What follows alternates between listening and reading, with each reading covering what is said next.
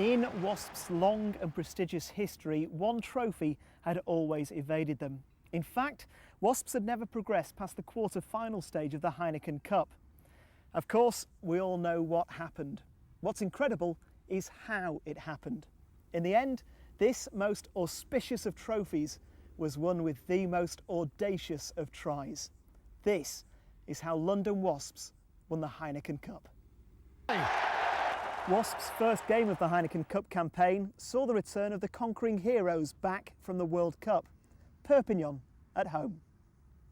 The training that week was unbelievable. I seem to remember we got to about Wednesday and we were ready to play, and we literally didn't do anything from then on, because the enthusiasm with, again, the 6 guys coming back into the fold, that first half against Perpignan really was pretty slick, and just blew them away. And they were, they came to the European Cup pretty confident. They were the finalists the year before, and it was certainly Wasps putting a statement down for our intentions in that competition. No, I think the key to it was that when we came back from the World Cup, everyone here on the training pitch at Wasps was so excited about what England had achieved. Even the non-English players, and they were proud of it, because they knew that all the guys that had gone there had deserved to get the rewards of winning the World Cup. So everyone was very excited just to be back together again. And I remember the training of the Perpignan week was top quality training, really was, and you sensed before the game that it was going to be a special performance. Perpignan came into the game as beaten finalists the year before, so we were the team that had everything to prove, not them. And as you say, we played some excellent rugby in the first half and really sort of took the game to them. And I guess it's one of those games that before the game you'd be happy to win, and at the end of the game, everyone's saying, well, you should have got a bonus point. But ultimately we beat a fantastic team, and we were very pleased to get our Heineken Cup campaign off to the right start. Howley, King, Shaw just tries to blast through. He had Lucy outside. Howley is in front of him. Howley steps onto Lucy, and he does score.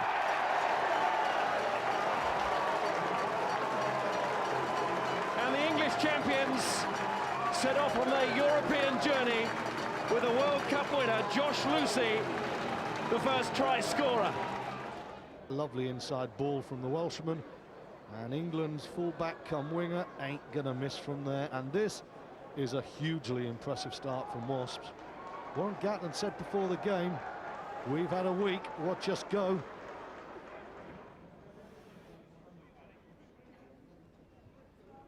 Thus far, it's been the almost perfect start, and just to continue in that vein, Alex King just plops the ball over. Delally off the floor, well to O'Connor. Van Gisbergen pushed forward by Abbott, who then tries to get his hands in there to secure the ball. Howley has it. Burkitt. Great retention this from the home side. Here comes Shaw. They're using the big men very effectively. Now Howley thinks it's time to strike, and it might well be. It is. Abbott scores. That is so Wasps. And Howley, the architect again, so aware, well-timed, a good step. And was really good value for this lead. And there's another side plot to this now, isn't there? The 4 tries to go away with 5 points. If they could deprive Perpignan of any point, that almost gives them extra brownie points going into that clash at the end of the group. Well, he's got it. He just slipped up into the face of volley, and that's the reason why the penalty was given, but it was a tight call. And Perpignan will feel it's just not been their day, and there's a further example, but that's how a losing side often feels, that everything's against them. Howley, King, Voice, Van Gisbergen, out to Lucy! Cracker! Beautiful rugby, pleasing on the eye, especially for everyone supporting the London Wasps. But Voice out to him, Van Gisbergen holds, and you give Josh Lucy the ball there, and he is going to score. And their pack coming more and more into the game. The French side threatening, just short. Gloucester wants to get his hands on it, and he'll have a chance now.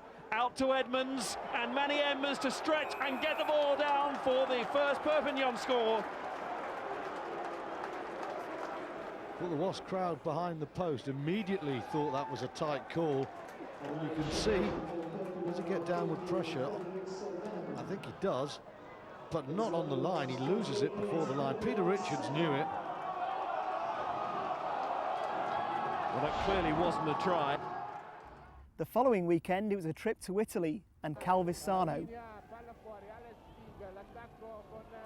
In a high-scoring encounter, the highlight was 4 Kenny Logan tries, an achievement which broke the Wasps' record for the most tries in a Heineken Cup match. The game against Calvisano away, I'd taken the attitude that I was going to. It was nothing really against Calvisano, but you know, they were games that we had to have the confidence that we could win no matter what team we put out. So I rested a number of players. Again, I've rested the World Cup players, trying to freshen them up for us later on. And we went to Calvisano and we started really well and things were comfortable. We conceded 5 tries in that game, and in the whole Heineken Cup, I think we only conceded, in our pool games we only conceded 7 tries, and so 5 of them were against Calvisano away from home. So yeah, it was a little bit of a concern, and I think that we went out there and we won the game pretty comfortably, but to concede those tries was pretty disappointing, even though the players on attack played very, very well. Into the new year then, and it was 4 Heineken Cup games in a row. The first of them was an Anglo-Welsh clash, Celtic Warriors at the Causeway Stadium. We highly rate that Welsh side. We played Pontypridd the year before in the Heineken Cup, and it was a lot of that team came up again to Wycombe, so they knew what Wycombe was all about, and they knew us pretty well. So yeah, I mean, fair and square, they beat us. They had their game plan, and they turned us over on the day. So full marks Celtic Warriors. This could be massive for Welsh rugby, Welsh regional rugby, if the Celtic Warriors come to London Wasps and leave with a victory. King to Worsley.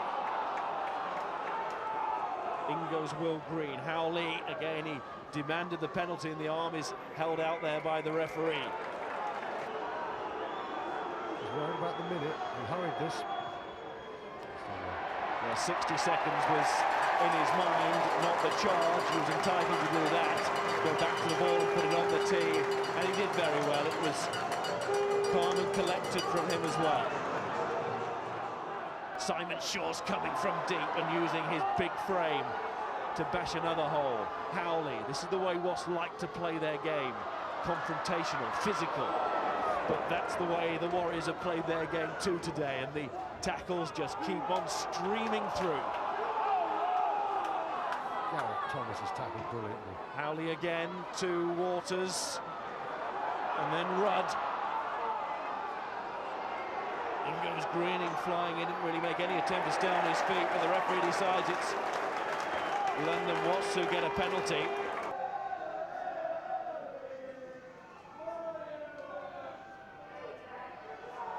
Little mutter to himself, and now he'll say, well done, inside. More importantly, the rest of his teammates will give him a verbal slap on the back too. Alex King makes it Wasps 9, Warriors 9. Cooper's having quite an impact since he's come on. He's quick, he's dangerous. He's won in the cup here with Bath. And he's fired up because he didn't start the game, and now he feeds to Thomas in midfield, who gets across that gain line. Sonny Parker wants to join the forwards. Everybody now throwing everything at London Wasps here from the Warriors. Cooper trying to get away from the first tackler and nearly did. Will Green with that tackle. Daniel Jones is there too. Purdy's on the wrong side and will be cleared out the way. Cooper, and there's the little chip from Wyatt, and Havili's got it! What a score for the Celtic Warriors! And yes, you should have a dance. of Gareth Wyatt's chip there. He's sprinting for the flag. Is it Lucy or Havili? It's Lucy who hits the corner flag. Englishman cannot say it's a bad decision. I think it's a great kick. Logan's turned, Havili goes, it's a good pickup. He drives for the corner, Lucy comes in. It emphasises how difficult the competition is. It emphasises that there are no easy games in the competition. You know, as you say, English-Welsh encounters are always going to be tough. It was a pretty miserable day, pouring with rain. We'd been on a roll from the Newcastle game, really. I think we were unbeaten, and all of a sudden we've come up against a good Celtic Warriors team who've played a very territorial game, and we tried to play a little bit too fancy, and they caught us, and it gave us a real wake-up call. I mean, they deserved to win on the day, and we can have no complaints. And I guess the only good thing we could take out of the game was that 4 days later we had the opportunity to play them again, but this time down in Wales, and that was a huge test for all of us, because our existence in the Heineken Cup was on the line, and we knew we were going to have to go down to Bridgend and really produce the goods.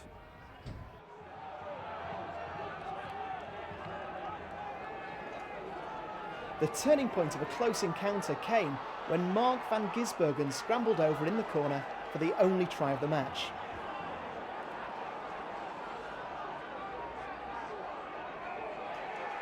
In the event, Alex King's kicking proved more reliable than his opposite number Kerry Sweeney's, and that was probably the difference in a 12-17 away victory.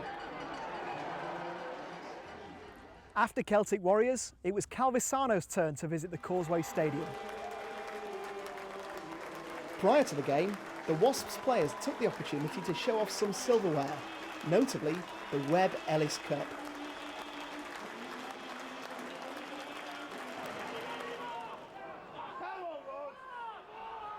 In the event, 7 tries saw off Calvisano, including a hat-trick for John Rudd.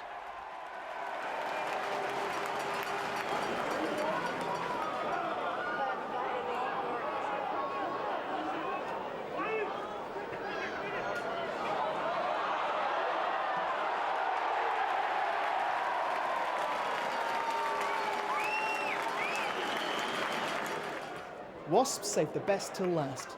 Rudd's third, equalling the 7 tries Wasps scored in Italy when the sides met in December.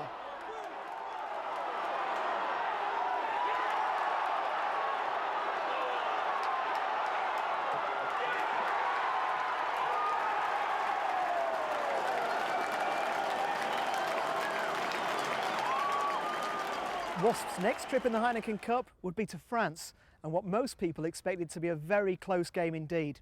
Perpignan away. We got down there a couple of days early and got a feel of the place, and down in the southwest France they're obviously very passionate about their rugby, and it was just incredible to go down there and get that sort of atmosphere. We went out for the warm-up in that game.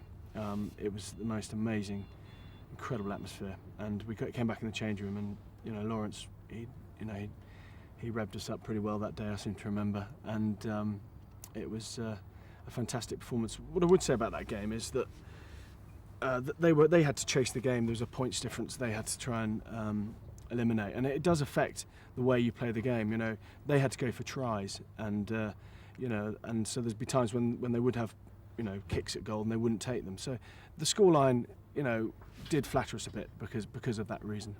Connor latches onto that one to try and secure the Wasp ball, but it's slow. It's exactly what Perpignan want. King, Waters, Lucy, Van Gisbergen ducks inside. That's excellent from Van Gisbergen. Shaw piles upfield. Perpignan go back to make the tackles. This is good from Wasps. Delalio, there's a huge overlap. Can they get it home? O'Connor straightens. O'Connor goes! Wasps have the first try. Well, the first real time that Wasps have asked questions deep into the 22 of Perpignan. Johnny O'Connor, the try scorer, but that was created through great hands. This near touch side, Serge Blanco looks on in the middle of the picture, but Simon Shaw does so well, taking the ball up, carrying the ball up. There we go, this was great hands. Out there, Lucy, Van Gisbergen back inside, stays in touch crucially. Simon Shaw, as ever present, charging down, controls the ball very well. Rob Howley does well. There's Perpignan players in there. Big pass from Lawrence Delalio. Out to Worsley. And Johnny O'Connor, they're sliding across the field. cuts through the middle. Just what Wasps needed. That will calm them a bit. Van Gisbergen adds the 2 points. And this is what Wasps are so good at. They are brutal finishers. Well, they came hard down the touchline on the right-hand side, straight back out, and the Perpignan defence, well, there was no one there really. They drifted across at pace. Bamati. Release, says the referee. Alvarez. It's tackled by Purdy. Ball has been stolen, and this is Howley. Howley to Boyce, and Boyce is away. Boyce for the corner! Well, well, well. We always talk about turnover ball. Trev take a bow. Ripping the ball from Mick O'Driscoll, perfectly legal. Yeah, you see the big Irishman coming in. Trev Leota's there, he's on his feet. Watch this in a second. Thank you, Rob Howley says. And this is a lovely, lovely delayed pass by Rob Howley. And Tom Boyce, one of the quickest out there, in at the corner. That's a beauty of a score. Watch Rob Howley. Perry Freshwater just held him 1 second there, and it goes out, and that just gives him the time to scoot around the ex-Leicester prop. And watch this now, he's on his belly before the line, takes it over. Crucial, crucial score. Van Gisbergen, he's hit one from just about here already. Now a chance for 2 points for the fullback. That is first class. Well, that's why Wasps are a good side. They've got strength in depth. They can bring these people on. John Rudd, big ball carrier, good scorer of tries. Connor on the back of Bamati. Wasps think they've turned that over. They have. Maybe a chance to counter now. Inside to Van Gisbergen, who is racing away. Van Gisbergen hasn't really, and really has taken it. He's going to finish this one off, and really! There you go again. It's that man, Van Gisbergen. He's not only pretty cool, kicking the penalties, gets a little bit of help here, but he's made the initial break, made the initial strike. Ball touched forward by a Perpignan player. Rinley's just come on the field. Lucy's shouting at him, go for the line. Luger just gets back there, but the momentum, he's not held. Oh, thank you very much, sir. Straight on and straight over for Euler and Riley. And Wasps are streaking away now. Can smile now on the bench. Still going to be a tricky 5 or 6. Well, we played 8 minutes or so in the first half. I don't know how much Alan Lewis is going to put on in the second half, but he won't faze Van Gisbergen. Another fantastic conversion by Mark Van Gisbergen. He has been impeccable, running and kicking, wonderful. Well, it was Giardini put the ball into Ridley's hands. Trev Leota, ball volley. Purdy, well, he's in the sin bin. Down to 40 men. That's not a bad score, really, down to 40 men, is it? Wasps have this line out. Wasps will be chasing this try. They want to be second. They want to take Munster's place. It's been a phenomenal performance so far. They'll want another 5 points and cross that try line.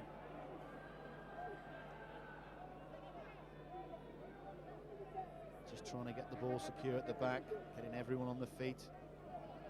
Here it comes. Just take your time, nice and easy. Wasps driving now. Simon Shaw has his hands on the ball. Delalio! Wonderful from the skipper! Well, well. Oh, my word. Big match players, big match temperament. They've had everything today. Lawrence Delalio rounds it all off with the 4th try, the bonus point, the 5 points Will you were on about. Smashing right through the middle. Good work from Simon Shaw initially. And you're not going to stop the England captain from there. Just picking up. Gotte was all over him. Didn't matter, he carried him with him. We knew it would be a tough game. I mean, Perpignan has got a great history as a club. Wonderful partisan crowd. And you know, we knew we were going into the Lions' den, and it turned out to be a very, very physical game. Didn't let us down in any way, shape or form. They were disadvantaged by the fact that they had to score tries. You know, so we were very much of the, you know, we could just defend and then hit them on the break. You know, they weren't able to kick penalties. They just had to get 4 tries to qualify. And in the end, you know, we seemed to absorb all the pressure. You know, it was an absolutely brutal game, and we came out 34, you know, 6 or 34-5 winners. And I just remember all the guys just being so proud to be involved in an occasion like that, because in club rugby, you know, you get special days, and that was a very, very special day. You know, their crowd, 18,000 of them waited to applaud us off the pitch. You know, we went out in Perpignan that night. You know, we were applauded everywhere we went. We had a fantastic evening, and it was just a real special day for everyone involved. So Wasps were through to the quarter-finals of the Heineken Cup. Their next opponents at the Causeway Stadium, the team they'd beaten in the previous season's Zurich Premiership final, Gloucester. I just remember that the first 25 minutes was probably the most attritional of the season, really. You know, when you play in the European Cup, you don't probably expect to play another English team in the quarter-finals, because the way you hope the seasons are going to go and the way the teams progress. But you know, we know Gloucester, you know, so well. We played them in the Championship final the year before. You played them twice every season, and the teams know each other inside out. So it's important to get that sort of physical edge in the first sort of 25 minutes. And it was a pretty bruising encounter. I remember Paul Volley and Lawrence smashed heads against each other, and both of them were down. And I remember looking at Rob Howley thinking, you know, I hope these two don't go up, otherwise we could be in trouble here. But you know, shows the spirit of the two guys. They got up, performed magnificently for the rest of the game, and we went on to secure a famous victory. To me, that was probably the highlight of the season for me, which sounds a little bit silly saying that we picked the Heineken Cup up, you know, just a matter of a few months later, and we obviously won the Zurich Grand Final again. But you know, that moment where Paul and Lawrence collided, and then they was both out on the feet, and there was a hush around the stadium. Whilst you know, it was obvious we were just building a dominant lead up against Gloucester in that game, which was a huge game, the quarter-final of the Heineken Cup. And the television cameras were everywhere, and there's people locked out outside. There were thousands outside the stadium, and then just to see these two guys completely knocked out, and everyone, just the expectation, are they going to make up? And then they got up, and the whole crowd stood up and applauded them, and it was just real gladiator stuff. And I just think I thought personally that was the highlight of the season for me. It was just a clash of heads, and I think it showed the, you know, some of the nice touches. You know, Phil Vickery just stopped the game immediately and wanted both players tended to, and it was key that we both got up and played, you know, a full part in the rest of the game. And again, that was another kind of emphatic victory really for us, and it really added to the confidence that we had in that particular competition.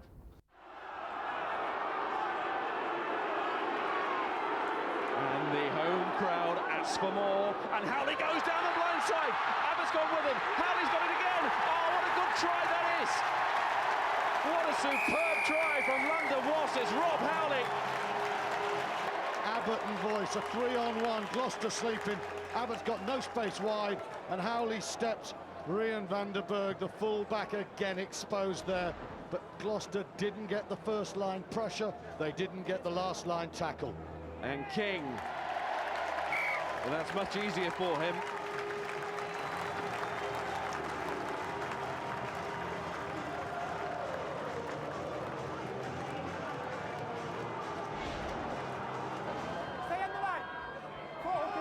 Man who says he still feels the hurt of that quarter-final defeat to Northampton.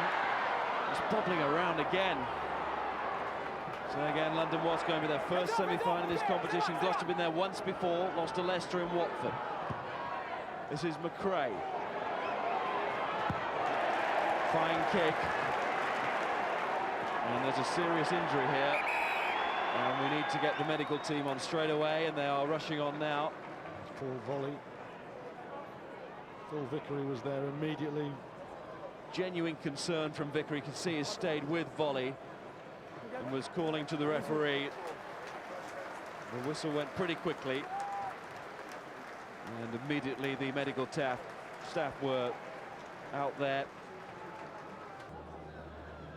trying to get back on his feet, which shows the bravery of the man who was helped up there by the medical team. But both of them involved in that collision. Delalio is clearly hurt too, so... Oh, and then there's whiplash. There's a head collision, and then there's the whip as well, which I think is really what hurts Volley more than anything. Delalio slowly coming around. He's got a hard old coconut, but that was severe. I think Ben Gilfeather there is going to be saying to Volley, look, mate, you're not right. What are these men made of?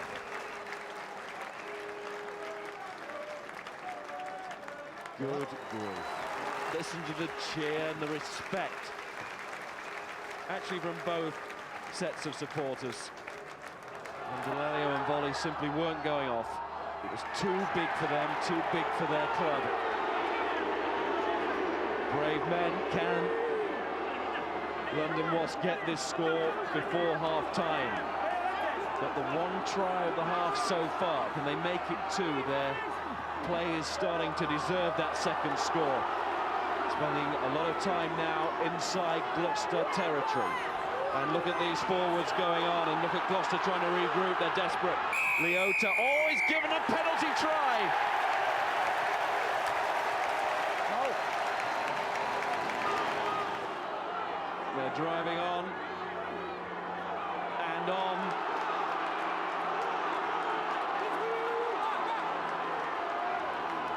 And on. So close now. Referee takes a long look and gives. Because London Wasps, as we go in for half-time, are commanding this quarter-final. And at this stage, they are so well placed to be going to Dublin to play Munster in the semi-final. This is King, this is Waters. It's more of the same from London Wasps. Howley, King, here comes Shaw. And Gloucester now are hanging on to their Heineken Cup status this season. Oh, they're almost out. They really are. Leota, what a start to the second half. What a mountain for Gloucester to climb. And once again, London Wasps earn the right to celebrate. A thrilling try. He's using his weight to drive, his weight to carry, and then Leota, like a champion hurdler, he plops over the last one for glory. Try stopping that man from there. There's no doubt that when they went to Perpignan, they were as pumped up as Warren Gatland has ever seen them. And that was an intimidating place. So they won't shirk against Munster in the semi-final. It is going to be one fantastic game of rugby, that is. O'Rinley's got it! O'Rinley now is told to go. Simpson Daniel is trying to cut him off. But you knew he wouldn't, because it's Wasps Day. It has been European rugby of the highest calibre. Neatly through. Wasps into the semi-final then, for the first time in their history. So Wasps were through to their first ever Heineken Cup semi-final and their sternest test yet. Munster in a packed and partisan Lansdowne Road. A classic. The whole weekend was unbelievable. We got there on the Friday and Dublin was just awash with Munstermen all wearing their red rugby shirts, just telling us how difficult it would be on Sunday. And when Sunday came, Lansdowne Road was a picture. It was a beautiful sunny day, the most amazing crowd that I've ever played in front of. There's 5,000 Munstermen shouting, singing, screaming. Probably 2,000 Wasps fans trying to be heard, and the intensity of the game was huge. The quality of the game was brilliant. There were superstars all over the pitch. We were winning, they were winning. The Fields of Athenry came on, and we got that late try by Trev to win it. And the game was good. The evening was even better. Again, we did a bit like we did at Perpignan. We got there early, a couple of days early, got a real feel of the place. The Irish are always very friendly and want you to do well. They keep telling how good you are and everything, and that you're told not to believe them and you don't believe them, and so they put you in this false sense. That's what they try and do, and try and Guinness down your throat. And so it's it's great to go over there against their Premier province, and you know, and come away with a win. It was a funny game because whenever we actually got into pattern, we actually scored tries. It's all we had to do, and they came back. Those two quick tries, probably after 50 minutes, I think it was, where Williams scored the second one. You know, we came under the post and just no panic. You know, we've just got to get into pattern. We've got this lot. We could see we had superior fitness levels, and it was you know, an amazing end really, to come away with that win. And it was a good game. You know, it was a good contest. You know, up and down. You know, we struck first, they came back. You know, we came back, they came back, and you know, you kind of thought with 10 minutes to go that all was possibly lost, but the guys somehow found it within them to produce the goods, and we had a touch of luck on our side. I've no doubt about that. You know, the video ref on a couple of occasions, and you know, just a couple of decisions went our way, but you know, on balance, I don't think anyone could argue that we didn't deserve to win that game. We can't say whether they'll be kicking towards their supporters. We'll give you an indication of the end. It is all around us, red everywhere you look, red when you close your eyes as well. Here we go.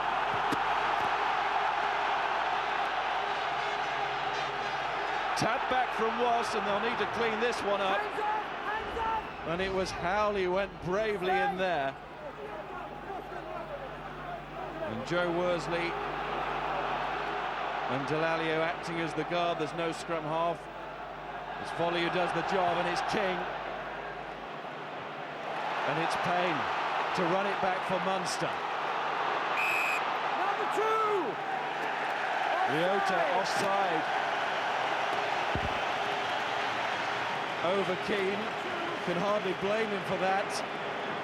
But amidst all of this heat, players have to remain cool. Well, Trevor Leota is a marvellous physical talent, but there is a mental fragility, and you say you can't blame him, but this is like a test match, and you need the coolest head in a test match, and that is a loose start from Wasps. It was a bad tap from a good kick-off from O'Gara. It was a loose kick from King, and it was slack from Leota, and it's given Munster what they need, a chance to really get this crowd behind them with an early lead. And now the noise of the crowd disappears. Ill-mannered shout there from a Wasps supporter, I think.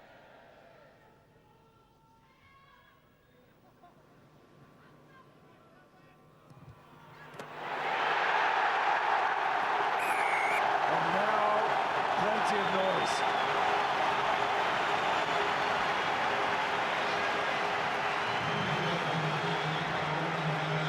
And what I said, you can't blame Leota for being keen, but we also made the point that players have to keep their discipline. O'Gara pushing that one backwards. So it's a line out. Well, that was very loose from Munster there. Delighted with the kick. But one has to say, it shouldn't have been O'Gara going for a ball in that area. Munster forwards weren't organised, it was sleepy. Leota in the quarter-final against Gloucester. His throwing in was impeccable. Big moment in the semi-final. Goes to Birkin. Here comes Worsley round. And Watts getting right into the heart of the Munster defence there, and Leota now standing on that line and taking the ball so flat. Howley to King. Here comes Lucy off his wing. Volley goes down on the floor to secure the ball. King again. It's Fraser Waters. What a start here from London Wasps with ball in hand. Howley, Leota again.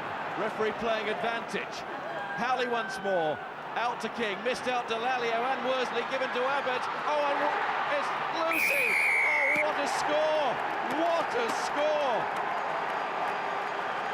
What a statement!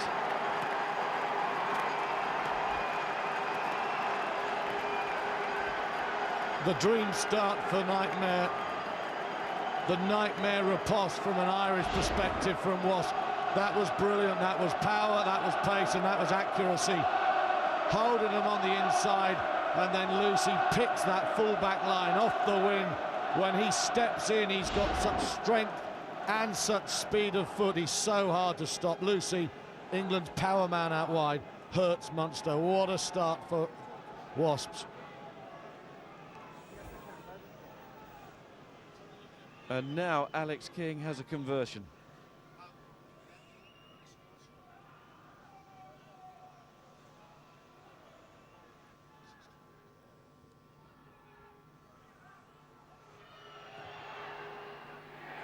Bang through. 7-3 all of a sudden to London Wasps. A quite incredible team score that was. And when Wasps are as hot as this, they will scold the opposition.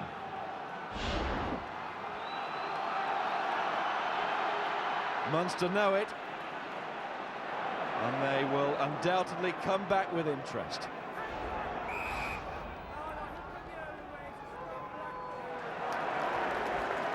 The try all about angles.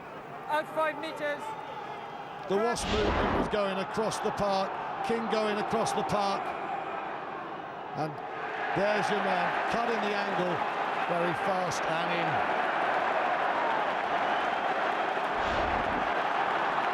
The Wasps have been marked back. Free kick. Taken by Horan. Stringer. Stringer puts his boot in to dig it out. Got frustrated, but got the penalty. Referee deeming that was a ruck. He warned the players, and they didn't take his advice.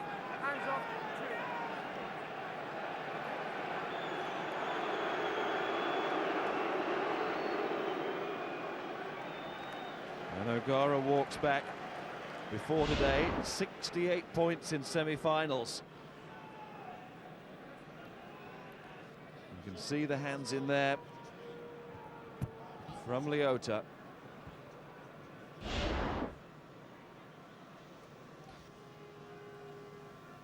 He's already added 3 to that semi-final haul, Ronan O'Gara. Paul O'Connell down. It's been a bruising start.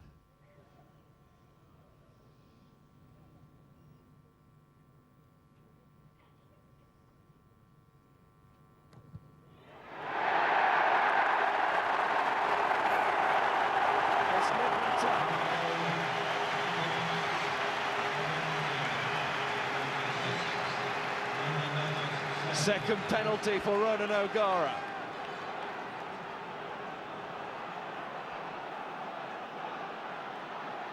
Stunning atmosphere.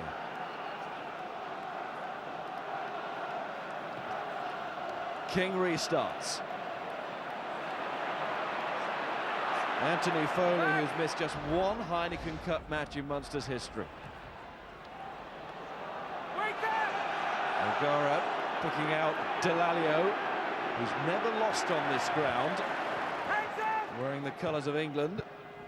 Howley, King, Van Gisbergen. Nearly lost the ball in the tackle there, but recovered very well indeed. The former Wasp, Rob Henderson, was hitting hard, as he always does. Craig Dowd. Howley. King. Here's Worsley. All 3 back row members from Wasp were in midfield there. Another penalty for offside. Nigel Williams has got his work cut out this afternoon. Back injury. Jim Williams is down now. Just go back to that try now, little technical glitch before, but here you could see exactly what Wasps were doing. King was going across, and then your man spotlighted Lucy coming off the right wing, and just look at the way he changes the line. It's unstoppable. It's all about angles. Across and straight, and you see Cullen drifting, cannot stop him. It's a wonderful score. And it is a wonderful start to the game, isn't it? Josh Lucy, the try scorer, also receiving treatment. The news on Jim Williams, he's back on his feet. This big man with a lion's heart, a real gladiator of a player. Same can be said of the opposing captain, Lawrence Delalio.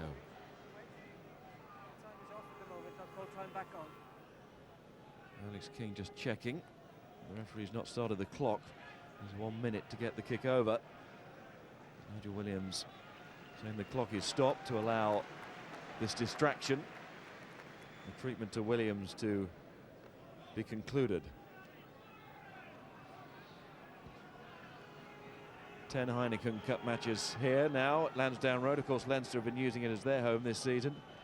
And here's a man who knows it well, Warren Gatland, the former coach of Ireland, now director of rugby at London Wasps. Williams jogging back. Jim Williams has got plenty on his plate. The speed with which Wasps cut the Munster defence to piece will be a worry. And if King, under great pressure, kicks this, Wasps will be delighted with this first 10 minutes.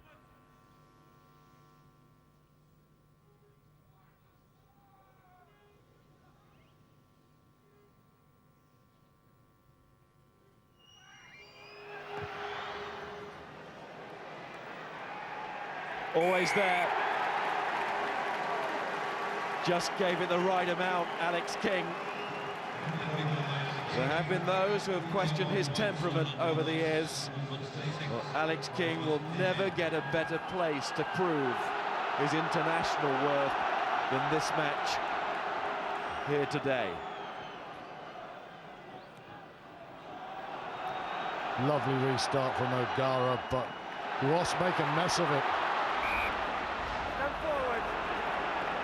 The applause from volley as the referee deems a knock-on from Munster. Well, that was lucky for Wasps. They're not handling that high and direct restart at all. If not for the fumble from Donncha O'Callaghan, that would have been a good position for Munster. Hold, please, hold. Just on the subject of King, compared to Dimitri Yashvili's first couple yesterday and King's, big difference in tight matches. Here goes Howley at the blind side, finding Van Gisbergen. Cullen was back but didn't have to play. Mark Van Gisbergen, nominated by the players as a possible Players' Player of the Year. It says so much about his form in London Wasps colours in the English Premiership. Of course, opposing him at full-back today for Munster, Christian Cullen, who's still trying to make his mark with his new side. And like we said for King, what better day on which to do it. Frankie Sheehan, so often the understudy, now right in the limelight these days. Now Keogh is a big man, the replacement for Wallace, 6'4", we saw it there.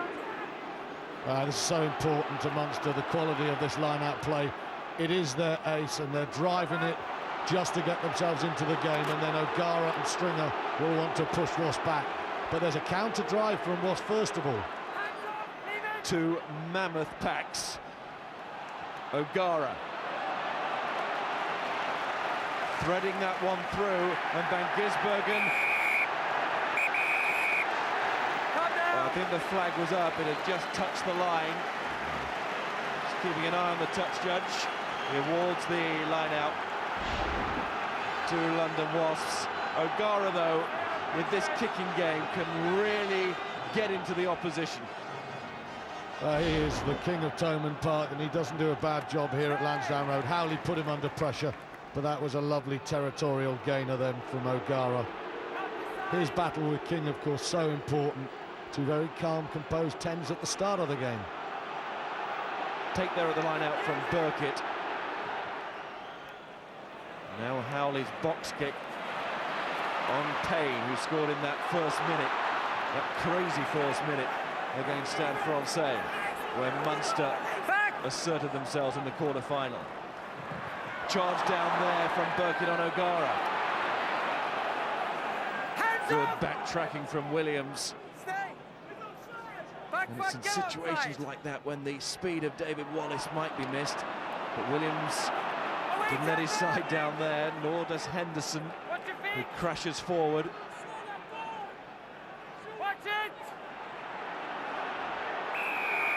penalty. We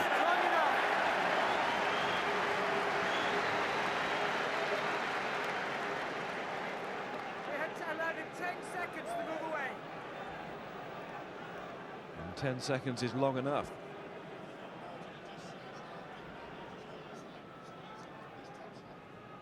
Mixed fortunes, of course, for Munster over the years at this stage. Their 5th semi-final in a row, made 2 finals. No mixed fortunes in the finals, famously beaten. Yeah, well, Ronan O'Gara delighted to get the second chance. But look at Burkitt there, using all his height, arms up, to put the pressure on O'Gara. And Wasps will be delighted to just get to the Munster playmaker. Ask some questions of him. But he's pretty unflappable, O'Gara, when he wears the red of Munster. Sheehan to Keogh again.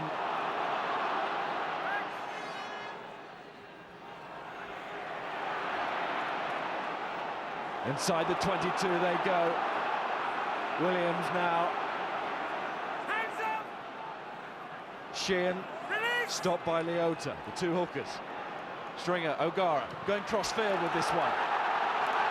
Van Gisbergen over the U. Good catch. Oh. Calls for the mark as well.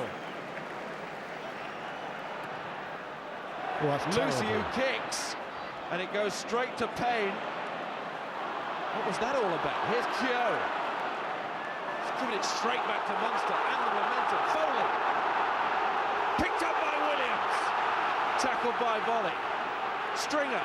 O'Gara. Cullen. Ingo Stringer looks for quick ball, and Wasps have clearly killed that. It was a brilliant take from Mark Van Gisbergen, but he tapped to Lucy. And Josh Lucy just put Delalio's team in a hole. A brilliant finish from Lucy at the start of the game, but that was a terrible kick. And what excellent play from Keogh, who started really well, and Williams. And Miles, when that attack started, the volume at this ground went up, and if Wasps feed Munster's counter-attacking aspirations, it'll get harder and harder, because inspiration will flood through these red shirts. Wasps have got to tighten up from deep.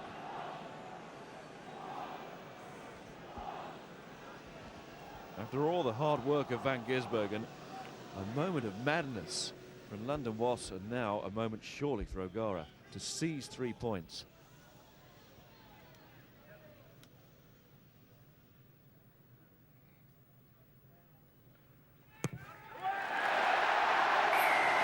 Which he does with ease.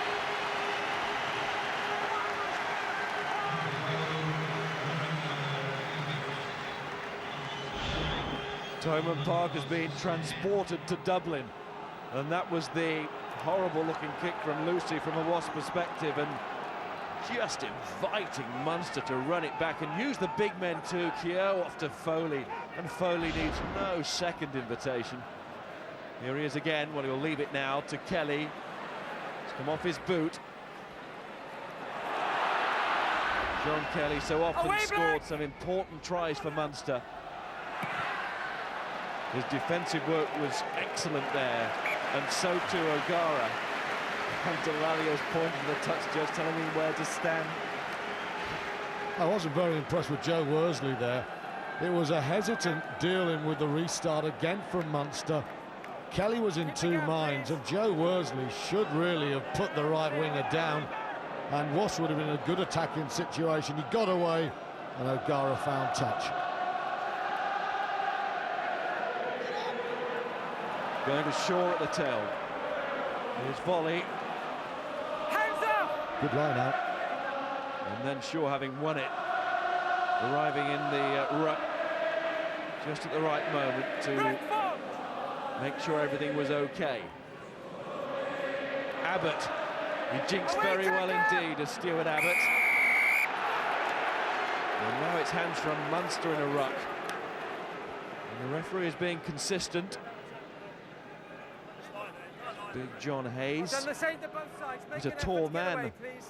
6'3", 6'4" area. Craig Dowd 6'2", and they're propping against each other. Props on stilts. Yeah, it's an interesting one in the front row, isn't it? I mean, Craig Dowd has been enjoying a fantastic season for Wasps. Yes, I think Michael said yesterday, possibly in the form of his life, and when you consider his achievements as an All Black, that's quite some praise. But on the other side, Marcus Horan, you sense, will want to attack Will Green, a very mobile prop, but Horan, they think, can get into him, so it's fascinating in the scrum.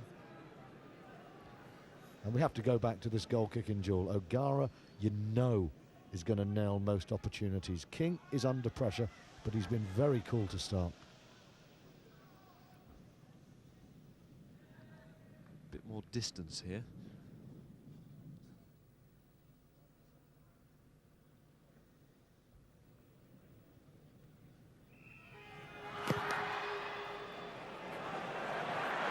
And it's just short.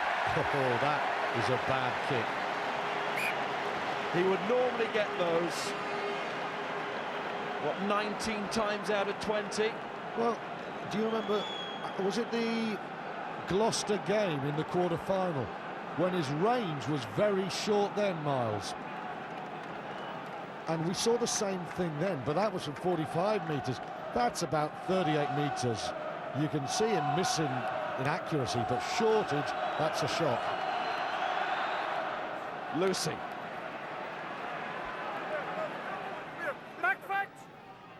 Howley. Volley. It's blindside work, which Howley loves, and he's off again. Worsley couldn't take it. Good hustling by Munster. Red ball.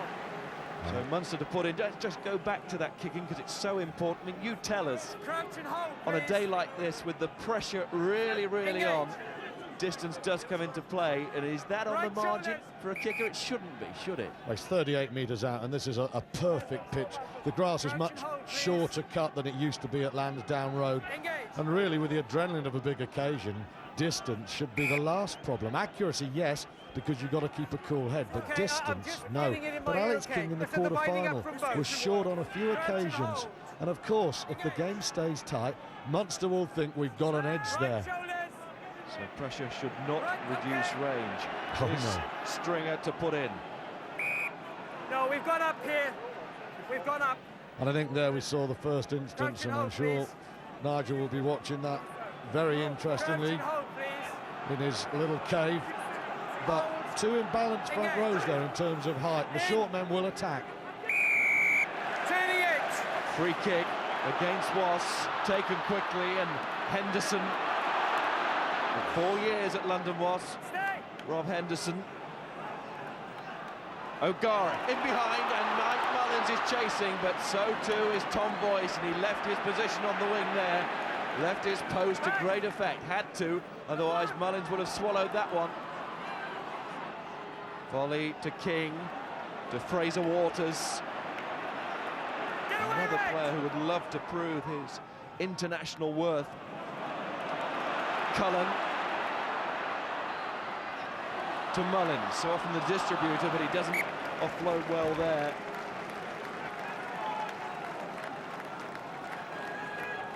The lack of space for the players out there, we've seen it all the way through this competition, which is a step up from the domestic leagues. And it's here in evidence in all its glory again today. The tries will have to be good ones. We've seen one superb one. Stay! Good start for Wasps line-out, isn't it? Leota's been accurate. He's calm at the moment.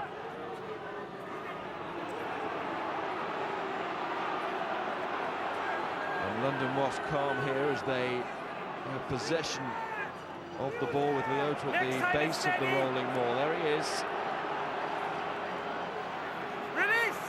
Now Howley pounces and gives to King, and Abbott hits that line with great purpose. Oh, what running from Abbott! He's lost it in the tackle. It's gone forward! And it is a very disappointing end for Stuart Abbott to what was building to be. Time out. Red injury. Again, something special. He can slice defences apart. It's these Wasps angles. Again, Alex King is just leading out wide. Lucy cut in for the try, and Abbott did a very similar thing there. Stays wide and then very late comes off the angle. And Munster are pressing on the drift, and they're cutting the drift. Gatland's men have them under pressure. Abbott is a cheese wire of a centre, isn't he? Yes, but I wouldn't say Munster's your average cheddar. But there's no doubt at all, there is a slice to this game. Munster are just going across and Wasps are coming off their angle. They've got problems. Feels like we're sitting in a lump of Edam, all this red everywhere. Marcus Horan, the marauding Horan, 2 memorable tries in this competition this season. I just say the first 24 minutes, people raved about the Wasps' performance against Gloucester, but that was a lot of attrition and power. The Wasps' attacking play has been better already in 25 minutes than it was in the quarter-final. It is let's lethal. go in, let's keep the binding up, but keep the angle straight. There's 2 tall and wide men, Dowd and Hayes, and the instructions of referee Williams. Stay out! Use it! Stringer, O'Gara. Comfortable on both sides. So important to those who play in that position at this level. It's pretty useful if you've got a scrum half like Peter Stringer, though, who you've known since you were about 2 months old. They just find each other in their sleep. Symbiotic link there. He liked Stringer perhaps to make a few breaks to take the pressure off, but the service is good. And that's Munster getting into the Wasps line out. O'Gara kicks. Lucy, a studied pass there to Van Gisbergen. Stringer with the call and the catch, Van Gisbergen with the chase and the tackle. Payne goes in to help out the winger. Scrum, black ball. And Wasps have got the put in, they certainly had the go forward. He lost the ball. Can't believe we played just over 25 minutes. It's gone so quickly. It certainly has. Fascinated up front as well at the moment. I thought the Wasps scrum had Munster under problems, under pressure last time, and then Munster nicked the line out. There's so many little subplots going on at the moment. We talk about the speed of the game. I think the speed of the Wasps backline as well is very impressive at the moment. They really do look to me and 2 or 3 gears up from that Gloucester quarter-final. And the pressure is really on Munster at the moment, I think. Talking of Gloucester, of course, Munster met Gloucester in their pool. 2 absorbing matches, and Frank Sheehan we see there just receiving a bit of treatment. He bounced back very well against Gloucester, didn't he? A poor game at Kingsholm, off the pace, off tune in the line out, and then in the return match he was immense. Up we get. He's going to need to be fairly substantial this afternoon Final as well, chance, isn't boys. Crouch and hold, engage. he? Wasps bring so much power through this team. And it's their turn to get a free kick at the scrum, and it's Delalio, and it's volley. Straight at O'Gara. King, Waters. Back. Howley, Leota. Thought about giving it to Delalio for a split second, but Leota, like he always does, fancied it. King. Worsley is stopped. Hands up! King's gone a long way back. So Howley to find him for the drop goal. Enough said. Well, that's one bad penalty kick. And a drop goal that was the right idea because it was slow ball. Foley had wrapped up Worsley. It was the right idea, but the execution, we won't spend too long dwelling on. A poor kick from Alex King. And a little bit of a worry for Wasps there. Overall, they're going well, but just the odd vulnerable glimpse from their fly half. O'Gara's holding his knee because Paul Volley ran into him like a minotaur and tried to just thrash his way over him.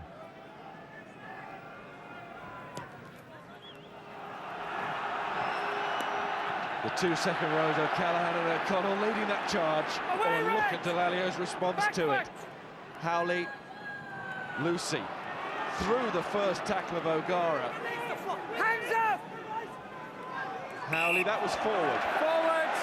back inside to Leota, who just got in front of his man. And the referee was well placed to see it. Red ball. See Lucy just run through O'Gara again. Ronan O'Gara is being targeted by the Wasps. The power of the Wycombe team really is getting into the heart of Munster's defensive effort there. And I think they're a bit concerned. And after that forward pass, when Marcus Horan flattened Trevor Leota, 2 or 3 immediately went over, Jim Williams included, patted him on the back to say, it's okay, we're in this game physically, but Wasps are asking physical questions. Well, in Bordeaux yesterday, we saw Isatola Marker come on and lift Toulouse to the point where they became favourites to win the match. Sean Edwards, along with Warren Gatland, the coaching brains behind this Wasps side. Not one for the limelight, Sean Edwards. Time on. No, I think he's had a huge influence at Wasps, though. Crouch and hold, please. Brilliant rugby league player, but with a superb all-round rugby brain. Engage. And he'll be enjoying the way they're getting to Ronan O'Gara at the moment. Stringer, O'Gara, there's a gap, and he took it. Kelly. Here goes that noise again, Cullen. Stringer, interesting decision because there's only Donica O'Callaghan with him there, and Ross had cover to cut that off. It's created a Munster penalty, and it's also led to a scrap. Something's happened underneath all of that, which has incensed players. O'Gara's certainly in trouble. He's hopped out of the melee and he's back down on the floor, but he has been suffering for a few minutes now. Not sure whether it was a result of that clash. Take him away, please. What did you see, Eric?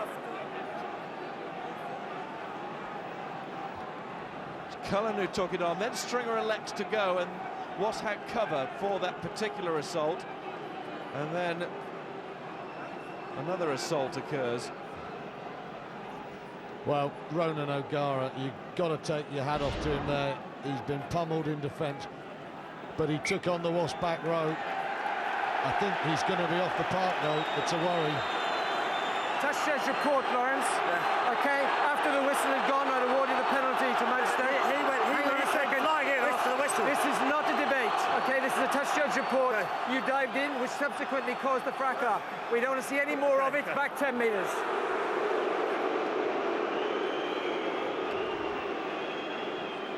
And certainly now the referee will have it in his mind to produce a yellow card. Delalio, 2 yellow cards for him in the competition this season. But we're at a big stage of the game here, you know. Paul O'Connell saying, watch out for stuff going on there.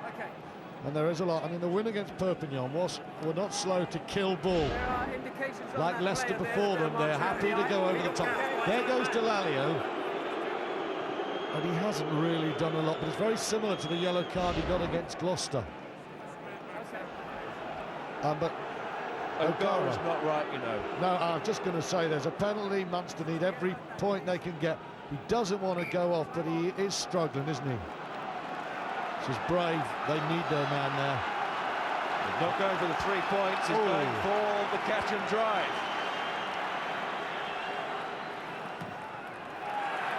Big decision. Big decision. Massive decision. What a call from Jim Williams and co. Now Frankie Sheehan will have to find his man. O'Gara, that's the last act. That is a major moment in this match. It swings it Wasps' way. Munster need to take advantage of this position quickly. On comes Holland for O'Gara. Jason Holland. There's the mark, guys. Please keep the gap. Slots into the fly half roll straight away, of course, but what a responsibility for Jason Holland. That is as big a blow as could have been struck to Munster's personnel, the loss of O'Gara. Good accurate throw there from Sheehan. Advantage. plucked out of the air as it was fired to the tail, and now Wasps have a penalty. And now Munster will think, should we have gone for the 3 points? But of course O'Gara was in no fit state to take the kick, as we found out seconds later. King, 2 kick, 4 touch. Thump, made sure. It's no day to miss those. There's very good defence from Wasps at the line-out. They didn't really compete that hard against this super efficient Munster line-out, but what they did do was drive them back as soon as feet touched the ground. It's gone over at the top there. Leota quivering. Mullins kicking. Oh, bounce on that ball was wicked.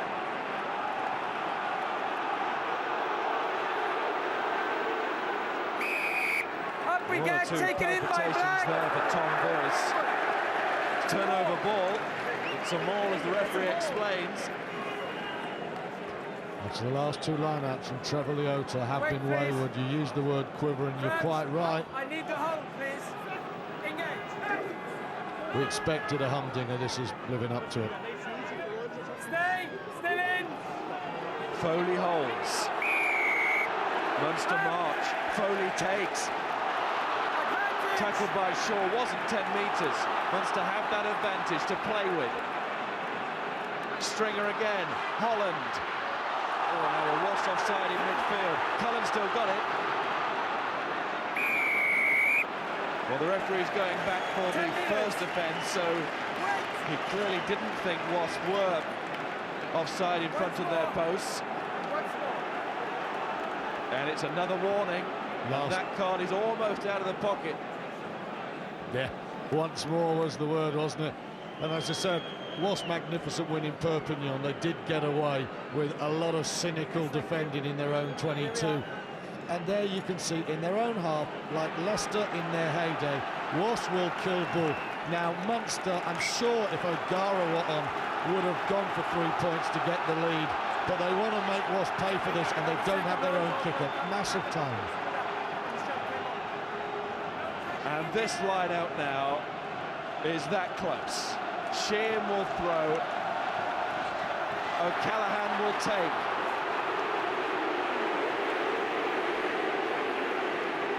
Jim Williams is in there somewhere. Stringer trying to drag Wasps players out as it comes to ground. Stringer again to Holland, Henderson. Look how quickly Wasps are up. And Delalio, the skipper, leading by example there, gets a little bit of boot from Stringer. O'Callaghan's doing the dragging now. Hayes going back. Stringer again. Cullen. O'Connell couldn't take it. It's fallen for Stringer though. Holland. Off the bench and into this. Tapped out of Stringer's hand, penalty, and that will be a card. Has to be. And rightly so. Wasps got away with it in Perpignan. They were lucky that day. It's too many in their own 22. It's premeditated. It is yellow. It is right.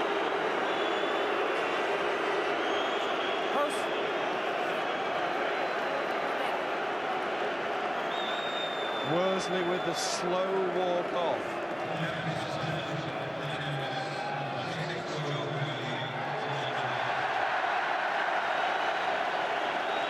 Holland will take over the kicking duties. Again, this is very important. Jason Holland is not a first-line goal kicker. He's got to control not just his technique, but his temperament. He's just on into a furnace. It looks easy, it's not. Yes, into the fire. Can he stay cool?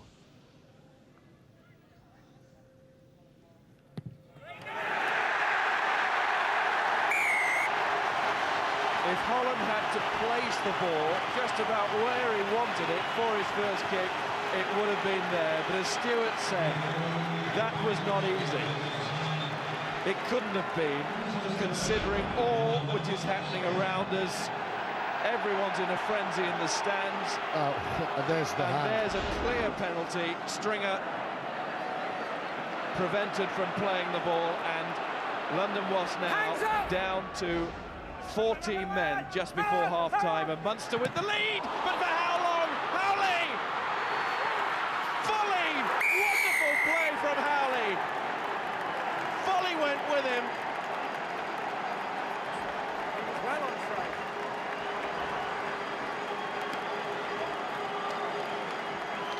Well, Robert Howley is a great passer and runner, but his harrying work is just magnificent. And there you can see Holland on.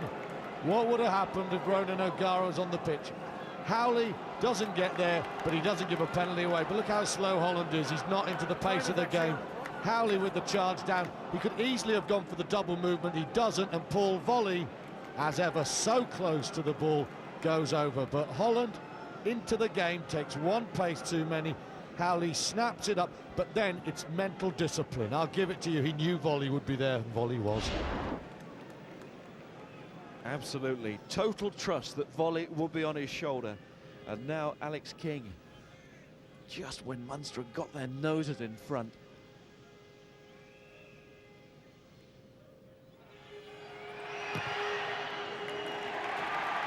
Oh, that's sweet from King. What a semi-final this is. And that is the way to use up the clock when you're down to 14 men. Take some time over a conversion. Holland restarts. Hands up! The news on O'Gara, by the way. He's done something to his hamstring, we're hearing. From Graham down on the touchline. Alex King is kicking towards the Munster line. It's Cullen. Hasn't been released yet. Inside.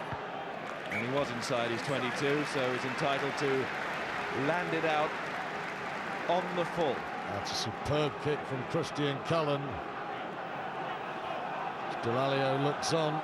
He knows he's in a battle now. Look at this statistic. There you can see Wasps are very efficient, almost ruthless. 3 visits, 14 points. Munster with plenty of territory, but they're not coming away with the points. Burkitt at the line out again. Leota. Howley. King. That's gone very high. It's a real test of this. Abbott's coming up, but Cullen, like all players so far, underneath the high ball, have done really well. And Kelly, he's such a good footballer. Such a good supporter. Away tackler! Get back, Red 4! Get on Stringer just checking. Of course, he doesn't have that link with O'Gara now. Voice, well, there's the first one drop. Step forward! Step forward! Scrum! Red ball! And Munster have time for this scrum on halfway. Tom Voice dropping the ball there, one of the Wasp players we wondered about in front of a vast test match crowd like that. And here's the scrum, a really big battle there. That's a good scrum. And Foley makes himself big, or bigger. Holland's little chip, the push on Volley, but he concentrated on the catch and made it. Howley. Voice. And now Payne goes a long way back. What about the ball? Oh. Is it dead? It is. It is. Sean Payne was just waiting for the official to confirm. So that is a big game for Munster.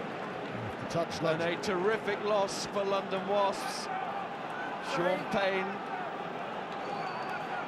former Swansea and Natal man, but I don't think he's ever quite experienced anything like this. He knew his rules there, didn't he? Ball on the line is ball dead. And difficult minute for Voice. Foley gets it off to String. Oh, interception!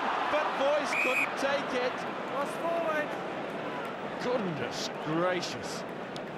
And there was no cover. Tom Voice was under the post. That would have been 12-24. There is no doubt at all Munster had no one there to make the cover. He was away, and when he read the situation, and he read it well, he should have gone on. Stewart put a post-it note on that one. Free kick, Foley. And in goes Williams, and taken on by Horan. Will it be Munster with the final say of this first half? It's Donegal O'Callaghan with that drive, and Stringer to Holland to Henderson. Oh, it's good, but they came in again. It was Lucy, and they came in again offside. Well, Calm down. 45,000 thought that Lucy took his man out early. And if he has, Lawrence Delalio shouldn't be holding his palms out. It looked tight to me. My view of that was he took it before the ball. Lucy came in off his wing, as he tends to do. And Wasps, as Sean Edwards has said, have a very high-risk defensive policy. It's marginal, it's tight. From here, I wasn't certain. It's another kick for Holland. So Lucy taking the man a fraction early. But these games are won with small fractions. Wasps really would be delighted if this kick was to be missed, even if it goes over.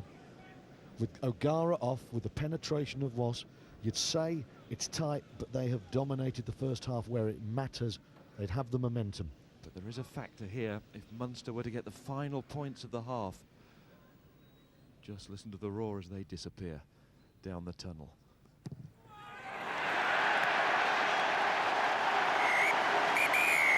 So let's listen.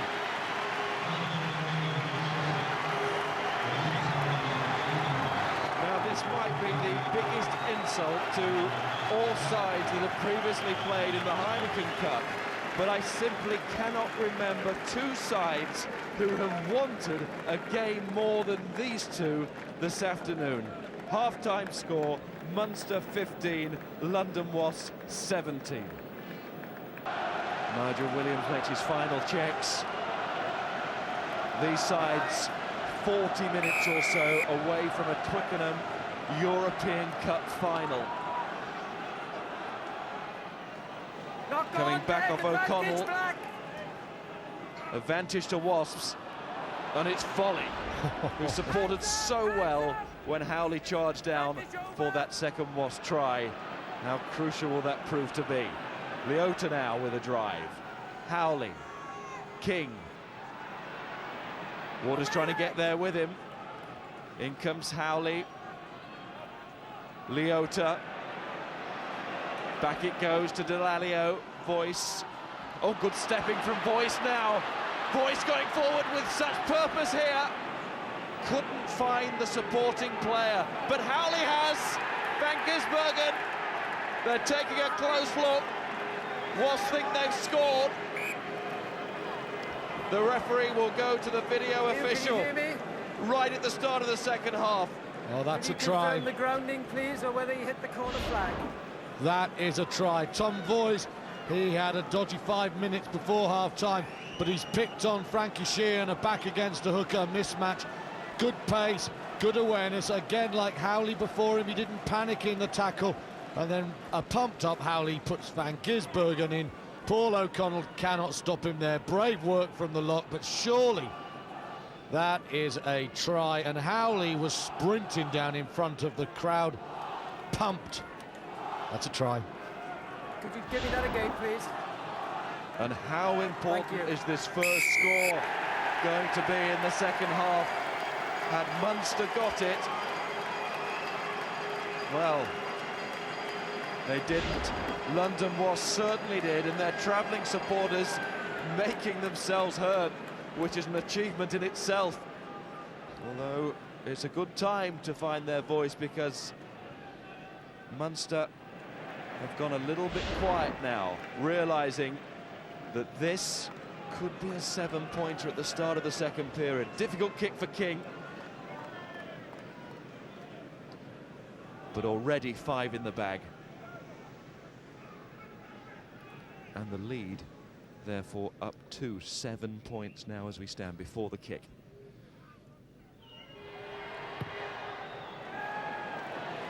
And that's where it will stay. 12 points for Wasps while they have had a man in the sin bin. That is the sort of resolve that you need if you're going to be the Heineken champions of Europe. Rob Howley is really playing a beautiful game. He made one try with a charge down. He's on the end for voice. He knows where to go, and he makes it simple for Van Gisbergen. Howley's catch to volley. And still volley. He's had a fantastic game. So fired up. Had to spend quite a large part of the season watching Johnny O'Connor play in that shirt, the Irishman, but volley profiting from O'Connor's unfortunate injury. Sin bin almost over, in fact is over now as Worsley comes out of it. All stripped off again and raring to go. And how his side have performed during that 10-minute period. Well, I tell you what, Paul Volley did all of Joe Worsley's work while Worsley was off the park. He scored one try, he made a charge that set up voice for the other. He's storming around this paddock at the moment. And the absence of Wallace is starting to tell, because the dog on the floor, the 7, is dominant. O'Connell.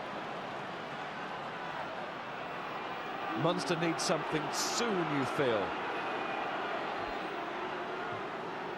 At the very least, they need to stop Wasps getting the next score and building from what would be a very strong position. Good chasing from Cullen and Kelly, but good work by Wasps.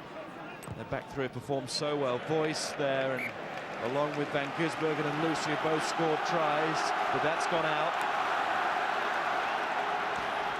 And Munster will throw in. The logic of what's happened in this first 45 minutes tells you that Wasps have an extra edge in terms of pace and power and must win.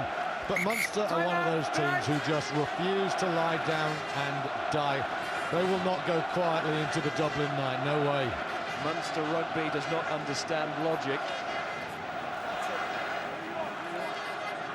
Tom Boyce might have to take a blow here, seeing how deep the cut is. But he was a major player in that try, wasn't he? I mean, you put the question mark about his temperament, I know in your words in the first half, but so needs saying now that he's come through it. And that's the hardest part when you've made a couple of errors. He's off, but he'll feel a whole lot better about things. And it's Ayula Arinley on the pitch now. And he's not as quick as Voice, but he is big and he is powerful. So is Sheehan, who gets that one straight back at the front of the line. A change of tactic there. Holland, the replacement fly half, remember, Ronan O'Gara limping out of this match. Stringer, Henderson, trying to test the new man on the pitch, Arinley, who reacted very well indeed, used his height. Now the touch judge thinks he took it back into the 22. Ayula Arinley has a questioning look there. Eric Derriere on that far side of France, the touch judge. Arinley has been a specialist in coming on late in this competition and scoring tries when the match has been won. This one certainly isn't one for London Wasps just yet. So Sheehan to throw in. O'Connell down quickly, good off the top ball. Fine delivery there. Henderson. Mullins there as well, the centre. Hands up! So many players committed to the ruck here for Munster. They haven't got many options out wide. Holland, O'Connell, King through quickly. Away, Black! Get away! Good help again there from Kelly, the extra forward, the winger. Here's Cullen. Can Munster find a way through? They opened up Stade Francais in the quarter-final, but they haven't been able to open up Wasps. Williams is held. It's savage rugby from London Wasps. And Leota's turned over Jim Williams. And then Howley goes in. Volley to King. Payne goes back, so does Cullen. Cullen needs to deal with this. Oh, he gets away! This is Christian Cullen. O'Rinley trying to catch him, but Cullen could see the determination on his face. Back! Sheehan. Crowd, get going. Stringer. Referee gives the penalty. Cullen's taken it quickly. It was a surefire 3 points. Horan. Stringer again. Cullen's going for it now. He's a man inspired by the atmosphere. The way he went bursting up that touchline. Not 10 metres. Wait there, please. You tackled him. You never let It's him all go. worked You out. got to your feet.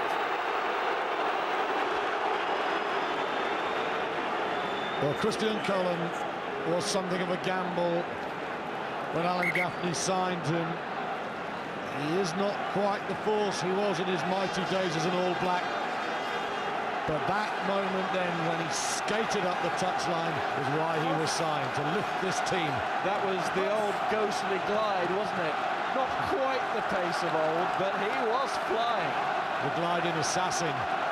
O'Rinley was quick to get back to him. But what it's done, it's not just given Jason Holland a chance to cut this lead to 4 points. It's got the Munster crowd going, and you do feel that Munster need the 16th man with them against Wasps this afternoon.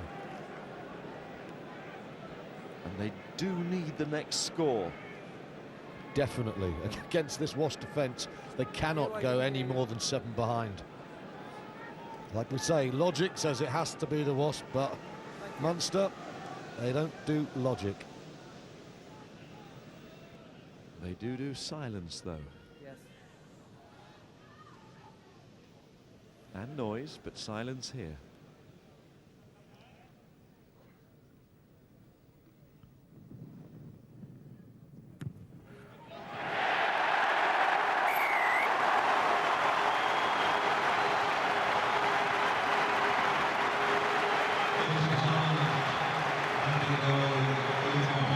I wonder what he was thinking in the build-up to this match with O'Gara, such a certain starter, such a hero, and now thrust into the match.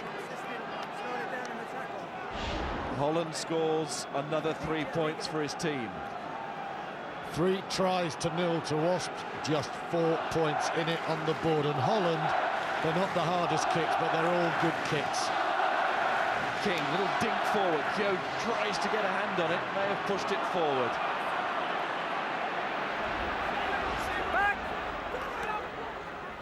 Howley, Volley and Abbott. Had that tremendous run in the first half, Abbott, which nearly led to a try. King, Shaw. So much brawn and subtlety too in Shaw's play. This is Howley, the daddy of British and Irish scrum halves. Penalty for crossing, obstruction. Munster have their hands back on the ball. Well, I think Trevor Leota saw that as a ball he could use to cross the gain line. Wasps just didn't read that situation well. I think Leota really would have been making some meters there. Instead, Holland will clear the lines. Quite a conservative kick from Holland, but he's on the field to cover for O'Gara, and he's not doing too badly at all, apart from that charge down. Boyce is back on the field.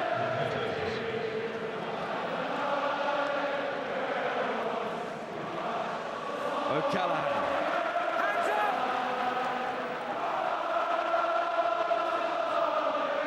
Stringer, Holland, Henderson. You can see how the players have to work in such little space.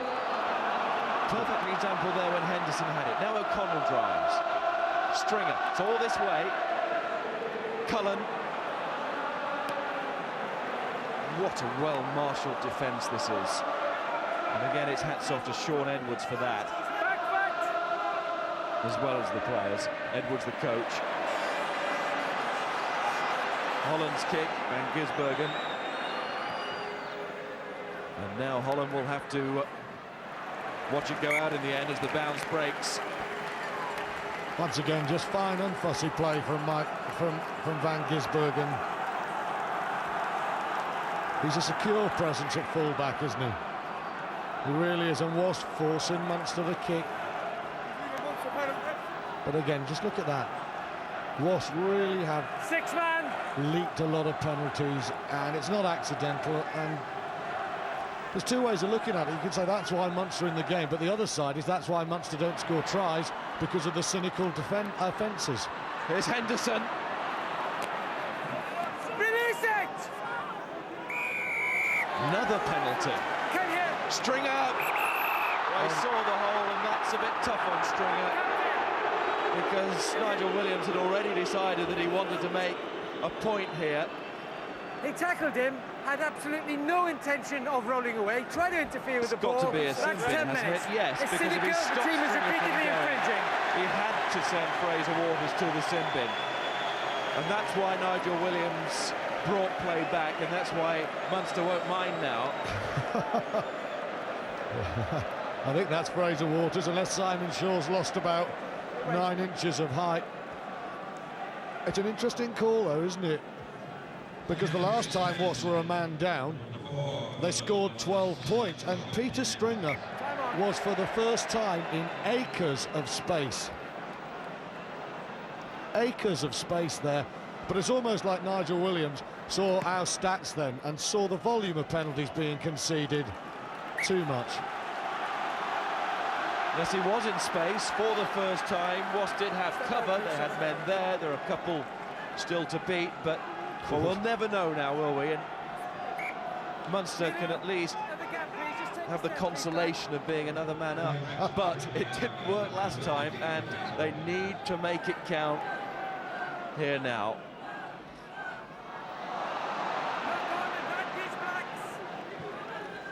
That wasn't good. Sheehan was a little bit yippy then.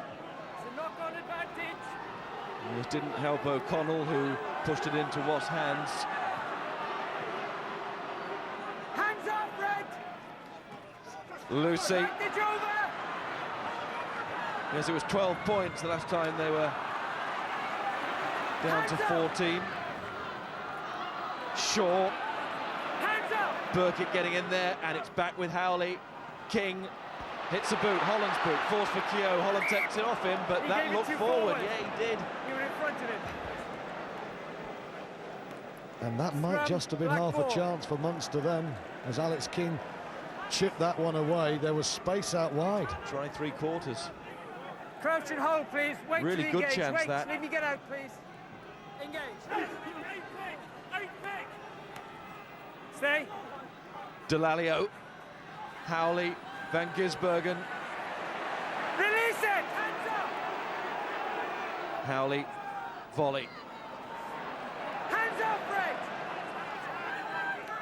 They've scored the tries, but they are not out of sight. Anything but 4 points in it. Howley again, King delayed the pass because Holland was there. Howley's dummy. O'Callaghan stops him. Worsley. Will Green arrives. And Williams stops him.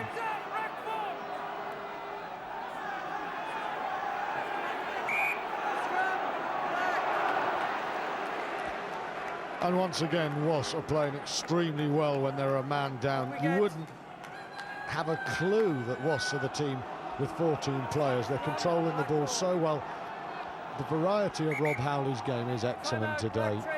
It's not a headline performance, but he's really mixing his game very well. He looks like a player who's been around at the highest level for a long time.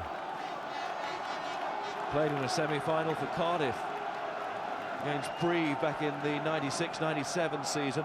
The only member of the Wasps squad to have appeared in a Heineken Cup semi-final. And compare that to the experience that Munster had. Munster in their semi-finals, 2 wins, 2 defeats. They've always been close. They're not a side to choke, they've proved that. They've won just as many tight ones. He can't get out of the way, Red, there. It's a scrum, black ball. Wasps get another scrum, and they also managed to just work this clock a little bit more as Fraser Waters waits in the sin bin. As you say, you wouldn't know. You simply wouldn't know that Wasps are down to 14 men again. Craig Dowd up in the air then, and Wasps were in a bit of trouble at that scrum. Worsley slipped, but Munster didn't come through on him, and they keep the ball. I think they're 2 semi-final and final defeats. 4 losses in the last 4, and I think it's a 9-point aggregate loss. So that does tell you that Wasps are just going to have to keep playing all the way through here. Munster just simply do not know how to give up. I appreciate that. Wasps are the better team at the moment, but Munster are close. It also proves that you accuse everyone of being a stato, but you are the ultimate stato. Hold, engage. Right time and place, Miles. I was interested in this weekend.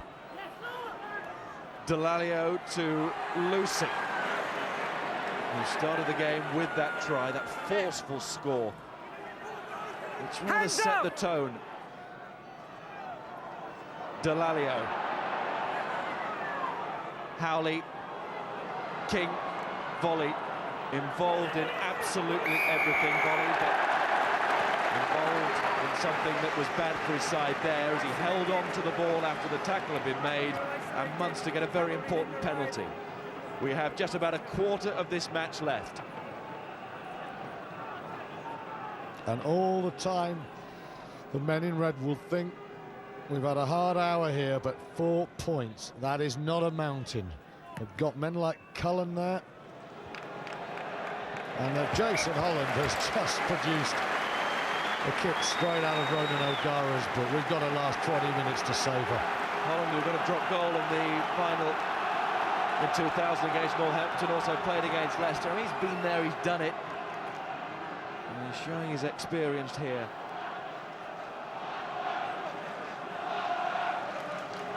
Has sort of been there and done it, not fully done it, and that's what Munster crave now. They crave not just the final, they want the pot.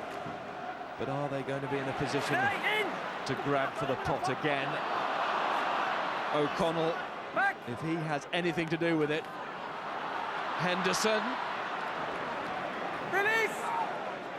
Mullins. Horan. Just feel also that the crowd are waiting to burst here. Cullen again gets it out! Keogh! They might be about to burst!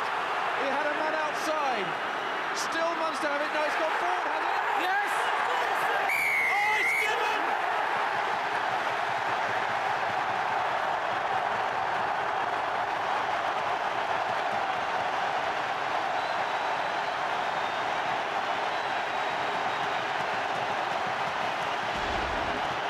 One of the great men of Munster, Anthony Foley. Cullen's pass is a beauty. He's outstripped the Wasps defence. Boyce came in, and Keogh takes the tackle. He rides the storm, goes back off a Wasp man. That's the decision. Foley grounds it, there's no doubt about that. But what about this ball here? Keogh takes the tackle. It looks like it's come forward off a red shirt. But the only man that matters is the referee, or is it Leota? What an important decision. Foley has got the try.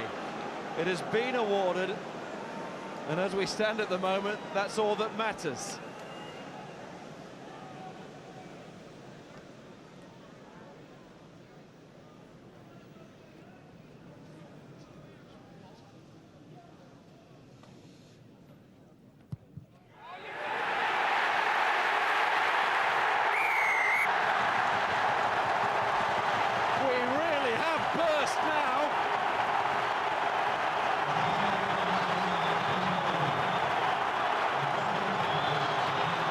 Anthony Foley, Jason Holland are the names.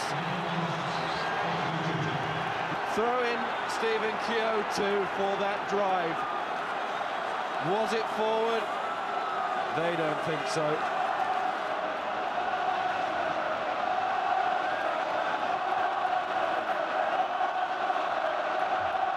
And London Wasps, who've been full of character today in every department, will have to dig a lot deeper now. Stringer.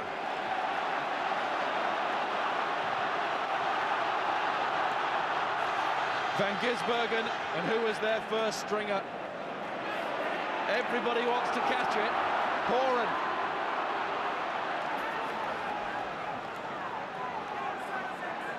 Stringer again. Holland playing for position. Now, how's that going to break? It is a beauty. And Wasps are trying not to show it, but there's anxiety building here in their ranks. Listen, Jason Holland had a kick charge down. He could have crumpled. He's come back, he's kicked everything, and now he is tactically looking like Ronan O'Gara. Beautiful play there. And the pressure on Leota and Wasps now. Amazing game. Leota, oh, O'Connor got in! O'Callaghan! Stringer! Foley again! Hands up! Another try! Lansdowne Road is shaking! Jim Williams, and they can feel the tremor at Thomond Park.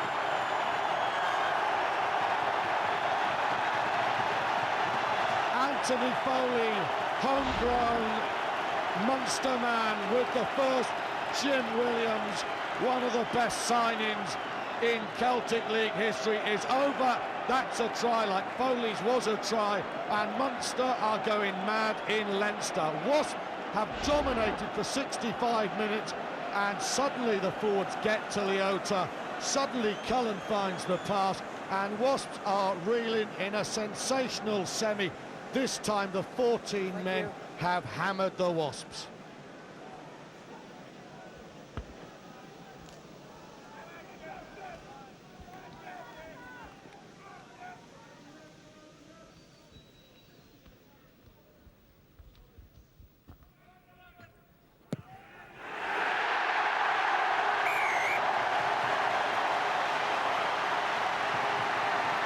Holland is a hero here. You just think Fraser Waters singing, the try that started it all. Well, here's the second try. Jim Williams picking up from Foley, and you can see he gets over. But the first try, it was a missed pass. It was Fraser Waters' domain. He wasn't there. That was the spark Munster needed, and now this is a massive test of Wasps' character. Massive. Holland again, and King nearly came through for a charge down. Remember, Howley's in the first half. Here's Van Gisbergen. Pumped, I should say so. Back! Howley, Lucy. Back, Reds! It is rabid rugby. Penalty for London Wasps. Jason Holland has kicked everything. Alex King has not. King needs to get this. It's exactly the same offence as we had here. It's 10 minutes. And now Munster will have 14 men on the field. Donncha O'Callaghan. Skipper! Skipper! We will not have interfering in the tackle, either side. Well, Nigel Williams has made a decision based upon consistency. Oh, Wasps have not gone for the three-pointer. Lawrence Delalio pointed at the post, and I think Alex King said, not for me. Could have gone for Van Gisbergen, but O'Callaghan's off. Leota throws to Shaw. Yes, they got the extra man up front. That is why. And Wasps trying to get across that Munster line again. but this time is to haul themselves back into this semi-final, which they are starting to slip out of. 10 points the difference, and Delalio has the ball. Munster driving back is Jim Williams. It's the captains. Still with Wasps. Worsley. Release! Howley. King. Missing out Abbott. Give it to Boyce to Lucy. And Payne has dumped him. Howley again. Van Gisbergen.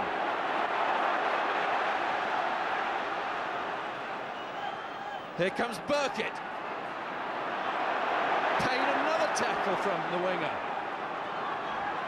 Missing out Shaw this time. Delalio, there are men. One of them is Waters. What defence, Cullen. And hands on it from Munster. Stringer, charge down.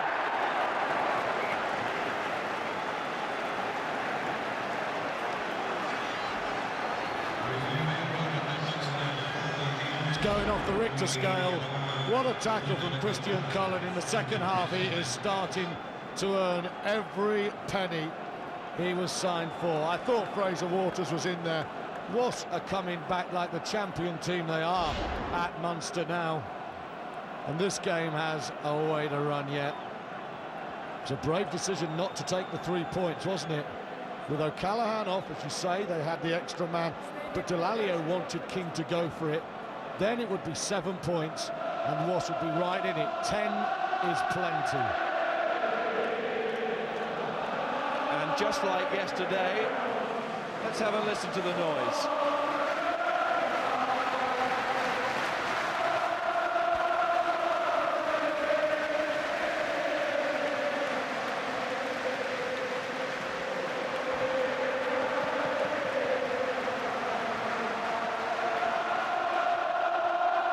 Wasps are against 16 men, or 45,015. O'Connell trying to steal that ball again, but Leota goes forward. Howley, Shaw, bang goes the door. Volley. And it's still Bolton. Howley, now was that out of his hands, and a Stringer earlier in the match. Referee says knock on. Never. I didn't see it, I looked for assistance. Nigel Williams saying that he used his touch judge there, and Delalio having a word with the touch judge. Guys, if I see something, I can do something. I didn't see it. I looked Great for work assistance. from Wasps to steal a Munster line out and build the attack. The clock is stopped. But you ain't going to see from that angle. Irish cameras are not really giving us much chance to see whether that was a knock on. Robert Howley, who's been outstanding, feels aggrieved.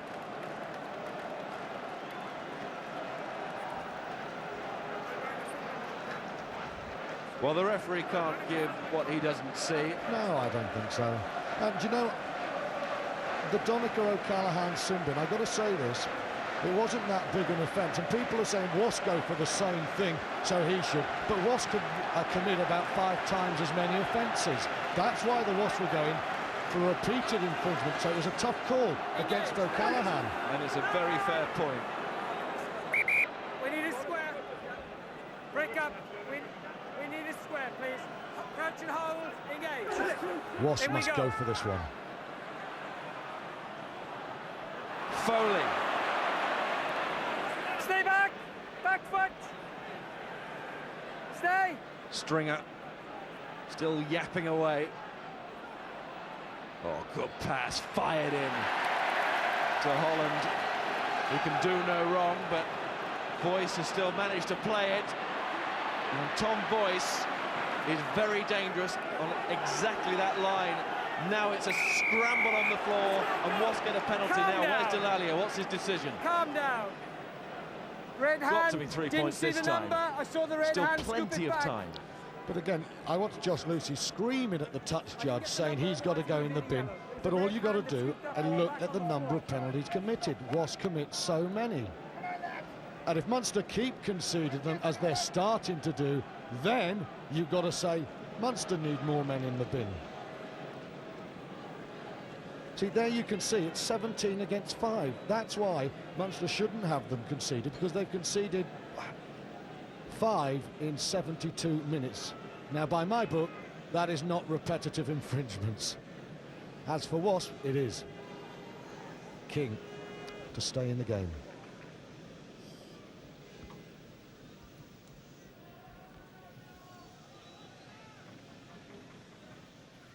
Simply cannot afford to miss.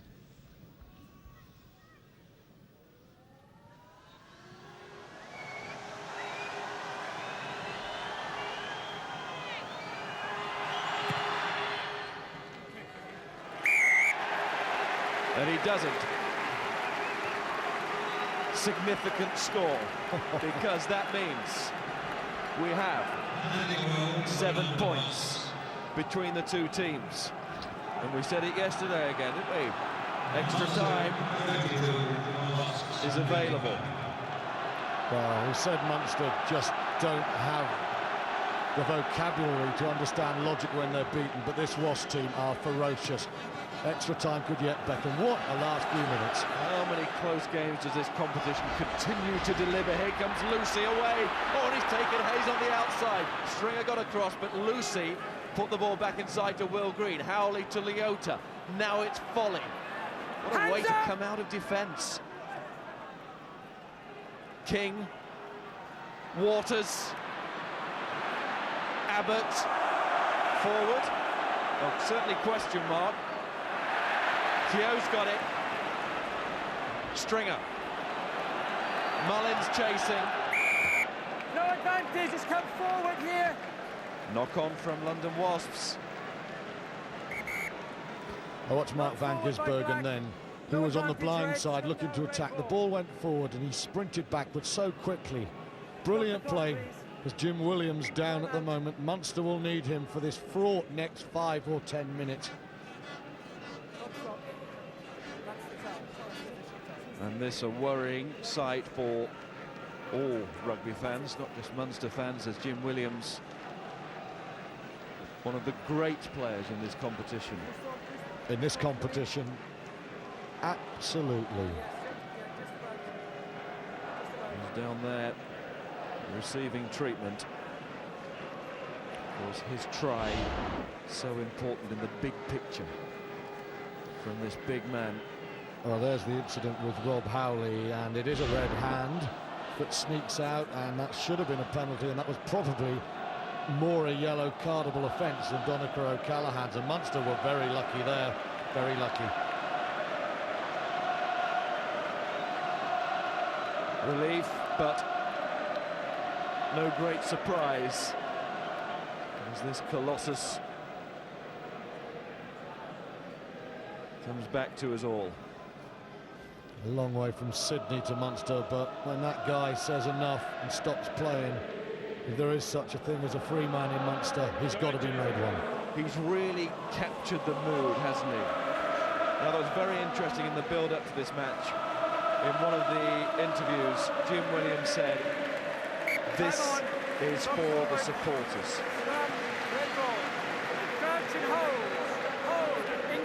He's tapped into the Munster spirit, but he's got a long way to go because Wasps are so impressive today.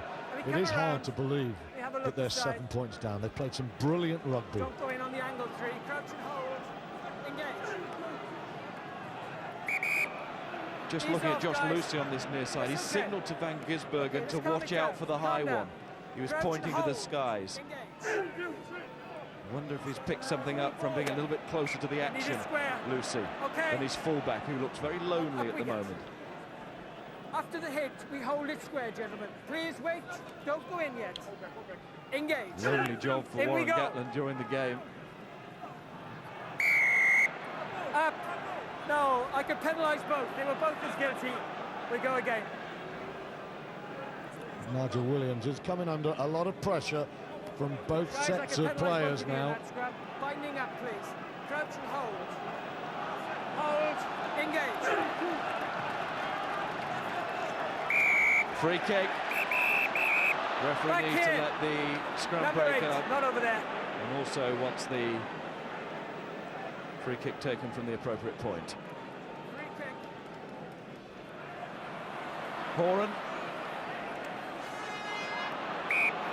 Let's come forward. Let's come forward of number 1 black. Number 1 black is Craig Dowd. Number 1 black has had a heck of an afternoon against John Hayes. Little things going Munster's way at the moment, aren't they? Knocker knocked out there. Can't sit on a lead, but no doubt Munster will be looking at the clocks at the moment. But now Wasps can drive them deep. Stringer's down, he's taken a blow.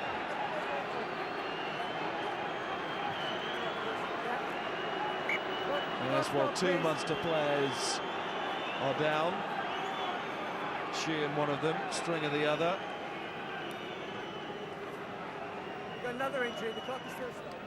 There's Peter Stringer, who once again has given more than everything, if that's possible.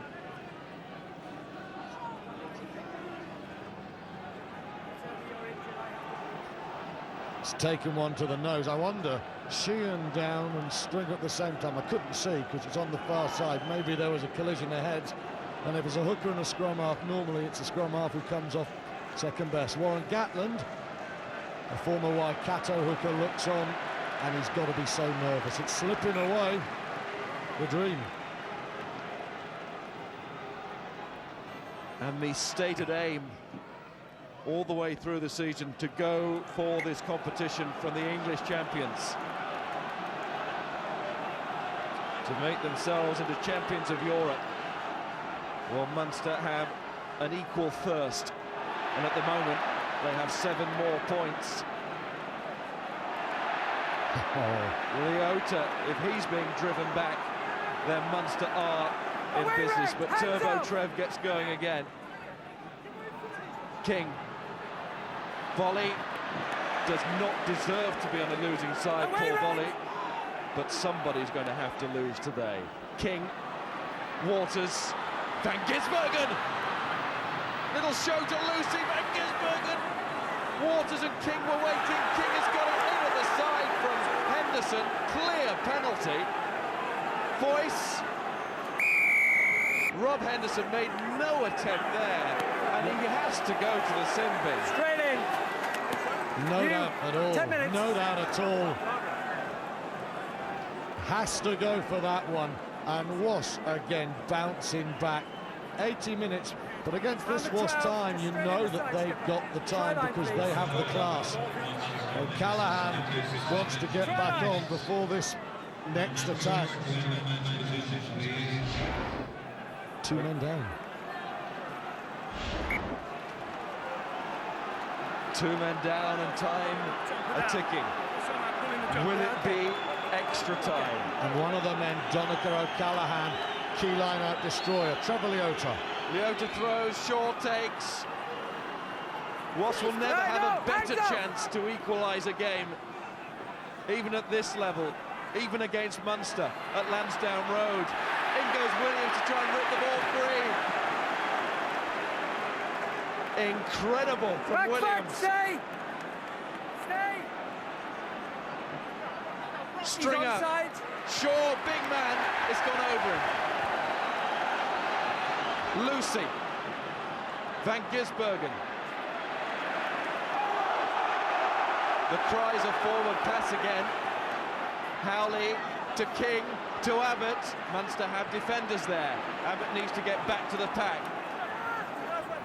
Back! Howley might have a dart himself, gives it off instead. Away, Red, hands up! Howley again. Shaw trying to hand off and feeds to Craig Dowd. Howley. Voice is going! And he might be under the post too!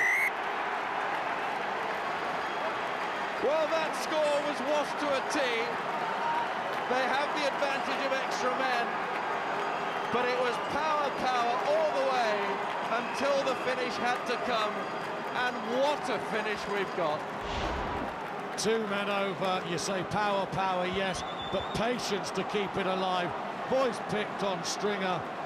And, well, you felt that was coming because Wasps, like Munster, just will not bow. This is now developing into one of the greatest Heineken games I have ever seen. If not it is incredible. O'Callaghan is back on the field. King is kicking past him as he charged. We are all square. Extra time, 10 minutes each way, remember, if we're all level after 80 minutes.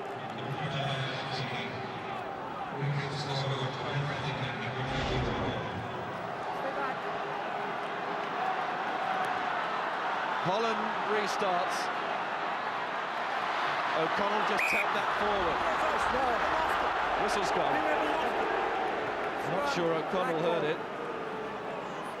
I'm not sure he was able to hear it. The noise in here. Just brushed his arm, look. There it goes, just off O'Connell. Wasps will not want to be in their own half here.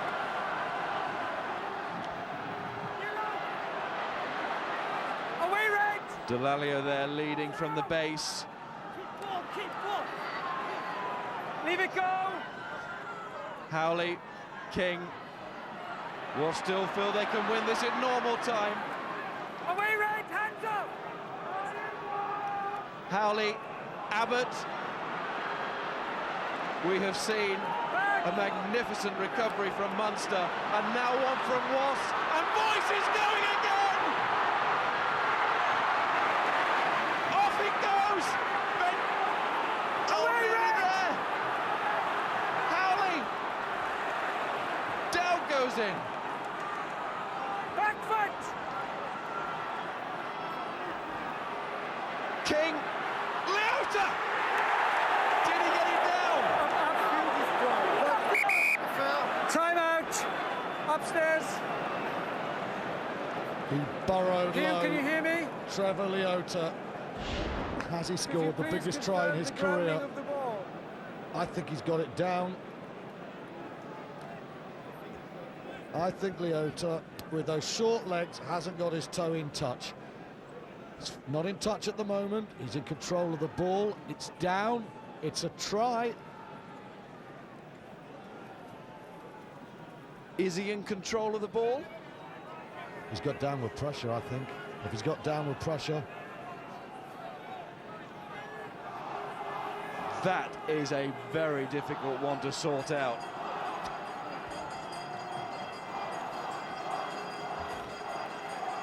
What?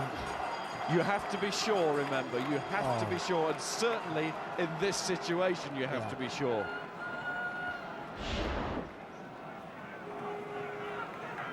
Tell me again, Hugh, please. Sorry, I did not get that. Just say one word. Thank you.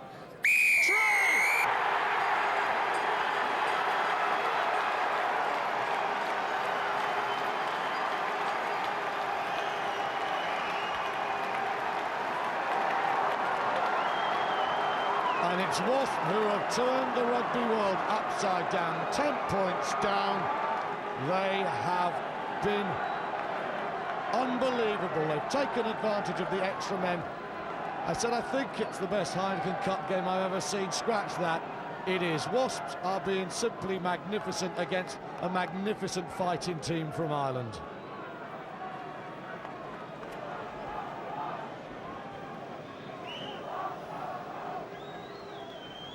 And King to kick from the touchline.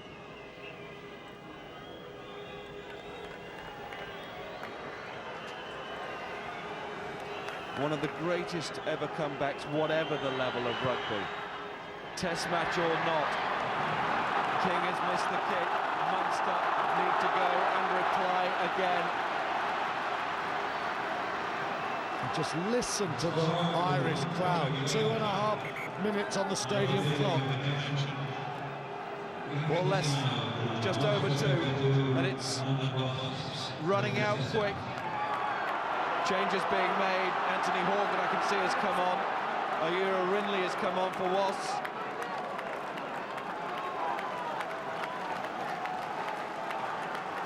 So the clock will stop for that.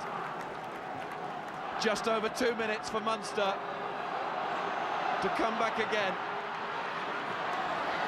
Force for Horan. Knock on, red. And the knock-on is given. Paul O'Connell, magnificent all season, and those balls that are just breaking from the restart are not sticking in his hands when Munster need them so much. Abbott goes into the shotgun, Delalio drives. Delalio. Away tackler! Wasps are still playing. They're still not wavering from their plan. Waters. Van Gisbergen. Knock on, advantage! Risky pass, it's gone forward. Stringer. Munster want the set piece. Come forward. 1 minute, 12 seconds to go. Can a game of rugby have this many twists and one more? Wasps, who have been magnificent, surely they cannot let this lead slip. But sometimes you wonder, Munster, can they come up with something? Time that's been stopped throughout. That's the time. Jim Williams, what can he do for his team now? Munster have come so close before. Are they going to be denied in the semi-final this time? London Wasps on the verge of their first European final. They're in their first semi, and they play with such coolness, such efficiency, as Richards now comes on for Howley, who has been majestic today, Howley. But who's got the final say? Is there one? Stay on side. Stringer, Holland, Cullen. Oh, Leota on Sheehan. Knock forward, Black. He attempted to grasp him. Knock forward. Scrum. Trevor Leota. Exploded into Marcus Horan. Wait, crouch and hold, please. Engage. Sheehan tackled there by Leota, and the ball flying out. Here we go with Munster's last effort, surely now. Payne. Oh, it's up to Horgan. Horgan is going. He's lost it now. Knock on. Glance to the stadium clock indicates we're inside the final 10 seconds here. Scrum, I called the scrum. And it's been called, but it's Wasp ball. So all they have to do is secure possession and get rid of it, surely now. Sheehan must go for the strike against the head. It's been brave from Munster, but this is going to hurt. Wasps are on the verge. Richards gets it out, and Wasps go through. Unbelievable game. They're returning to Twickenham, but this time to play in a European final. The champions of England have the chance now to be champions of Europe. Though from the cauldron of Lansdowne Road, it was on to the increasingly familiar surroundings of Twickenham and London Wasps versus defending champions Toulouse for the Heineken Cup. Some of their attacking in the first half was just unbelievable. We couldn't get, it was like just chasing shadows really. We couldn't get near them. And you know, we said all year, and Sean Edwards is, you know, a sort of, it's his sort of mantra is that, you know, defence wins championships, and that really was the story of that game. You know, we just defended all day. The attacking skills of the Toulouse players is something, you know, the offloading and the tackle was probably the standard, you know, the highest standard possible in world rugby of league or union. Some of the skill, but in particular by the forwards, of getting rid of the ball and the tackle was something, you know, at times in the first half we wasn't handling that well, and understandably so, because it was world-class players, big men, wouldn't say they had one player under 17 stone. Couple of players over 20 stone, who were all fit, nimble, fast on the feet, and very skillful in the tackle. And at half-time, I said, as you know, I speak first because I speak about the defence at half-time, and I said, you know, we're against a very, very worthy opponent here, and it's going to have to take an effort of the highest level, you know, to win this game. To keep them to one try, I thought was a fantastic effort from our defence. During the week, we spent a lot of time analysing their team. Personally, I spent a lot of time taking it away, and you can identify some key players they have, especially they give them the momentum, and they play off that. They're lethal, the backs they have. Primarily, the 2 number 8s they have in the team, Marco and Labi, and if you let those guys get running with the ball, then it's curtains for you. So predominantly, I was manoeuvred around the pitch so I could tackling those guys, and that worked really well. Got some good hits on them, and they kind of cancelled them out of the game a bit. And the rest of the match was just, I was absolutely knackered after it, because I was chasing around like a blue-ass fly after. I mean, I didn't even have a drink afterwards. I went to the car park, sat with my parents, and they went home. I was so tired. It's just purely because the way the Toulouse player throw it around from their try line. A number of times I remember sprinting about the whole length of the pitch, tackling someone, getting out, making a few more tackles. Then there was a downside in play, and then a kick, and then you're off again. So it was one of those games that was the day after you feel like you've been in a car crash. Whereas some games, the day after you feel like you play again, that was more of a car crash one, I'd say.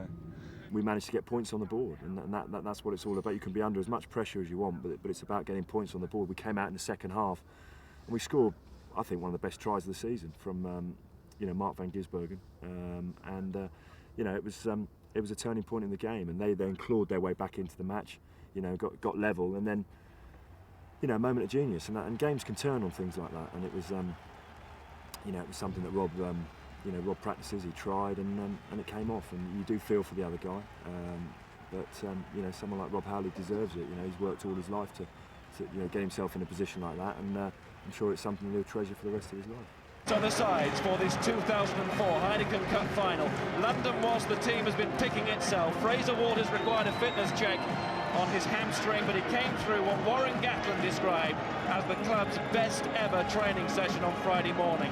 Spare a thought for Craig Dowd and Johnny O'Connor, 2 very influential figures this season, and missing from all of this, but their misfortune allows the likes of Tim Payne to step in at prop. Toulouse include 10 of last year's starting 15 for this year's final lineup. It's Michalak and Deleg at half-back, so French international scrum half Jean-Baptiste Elissard is left out. Michalak Elissard returning after injury-plagued weeks, as is winger Emil Ontemak. Exactly the forwards you would expect to see. Finau Marker, the first of the brothers to be on show in what is an immensely powerful pack. The replacements, and there is no doubt that Wasps fear the Toulouse strength here, the depth in talent, men who can turn a game. Issa Tolamarka, the biggest and best example. The referee for the 9th Heineken Cup final is Alain Roland of Ireland, the first international player for 21 years to become a referee, and the first man to play and then referee in this competition. Okay, showtime, fellas. It's Wasps of England waiting to put their name on the trophy for the first time. Toulouse seeking the 3 to trouble the Engravers for a record 3rd. Wasps kick-off. And they get the ball as well. Howley to King. Here's Abbott with an early touch. Shaw. Immediately London was testing Toulouse.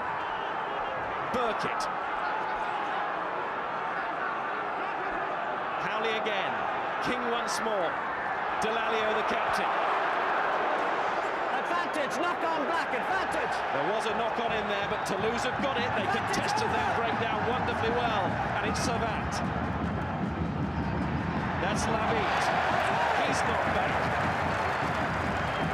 Michalak, Deleg, and Howley nearly through there for a charge down. The pressure will be on the kickers, and the pressure here on Boys because Ontemak's on his shoulder. Van Gisbergen. How about this for a start? Quattrino, over halfway he goes. They're at each other already. Boys tackling Ontemak. Back! Terrific run from the Toulouse full-back. It's De Leg. Loose once more, now it's Wasps diving on it. What a first play in the game. Delalio again feeds off. This is Payne. Howley. King. And it's Untitled, the old man of the team, on the wing to go back. Quattrino again, this time with the defensive kick. Wow, where do you start there? Joe Worsley made the kick-off his, but then the Wasps attack came to nothing. Lawrence Delalio was turned over, and the Wasps captain reacted with this stinging hit on his opposite number, Christian Labitte. The two powerhouses, one against each other, and then the gliding grace of Quattrino there. What an outstanding first 100 seconds. Leota throws. Too short. Down it comes to Worsley. Look at the determination there from Worsley. Howley again to King. Nearly a gap there. It might be an afternoon of nearness. Now Marco goes with Savat again, and certainly the hooker has been very present in the breakdown early on in this match. Trevor Brennan didn't find his man. Quattrino forced to clean up there. Giving the kick just enough. Clement Quattrino, the fullback, 3 tries in the Heineken Cup this season. Very dangerous customer. Prominent start from Joe Worsley, you know. He's won a restart, he's won a loose ball, and there he's carrying. It's taller than Delalio, not quite the power, but he's out for a big game with Clive Woodward watching. But 2 turnovers against Wasps in the first 3 minutes. They will want their attention to be a lot better.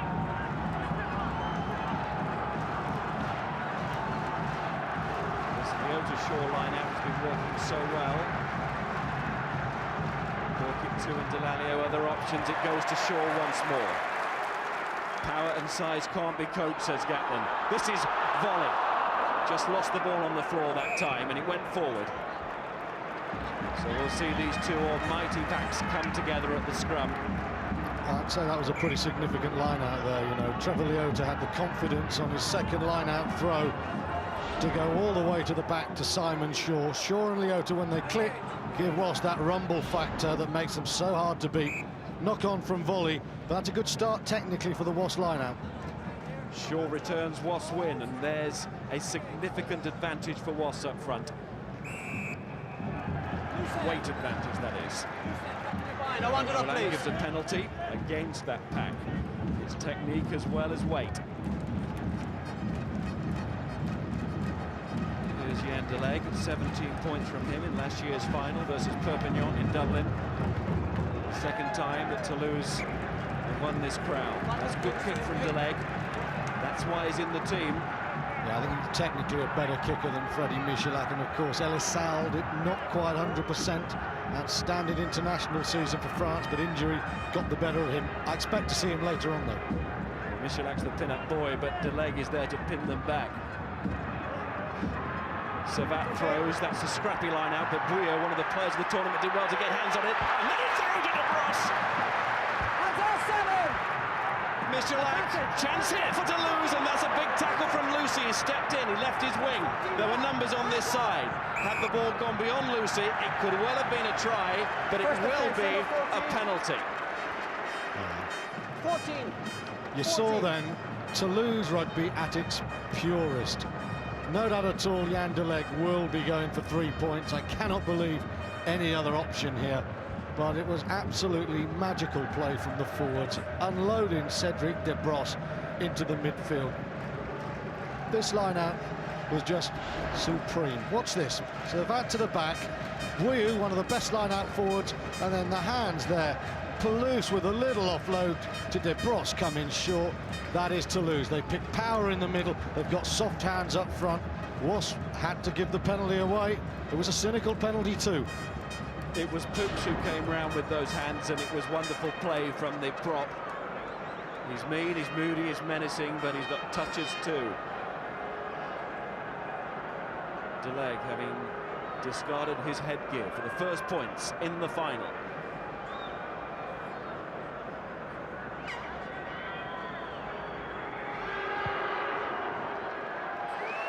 Which he gets.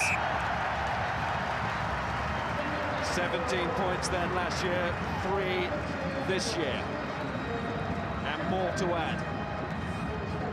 He's a fine kicker, and that's been welcomed back home.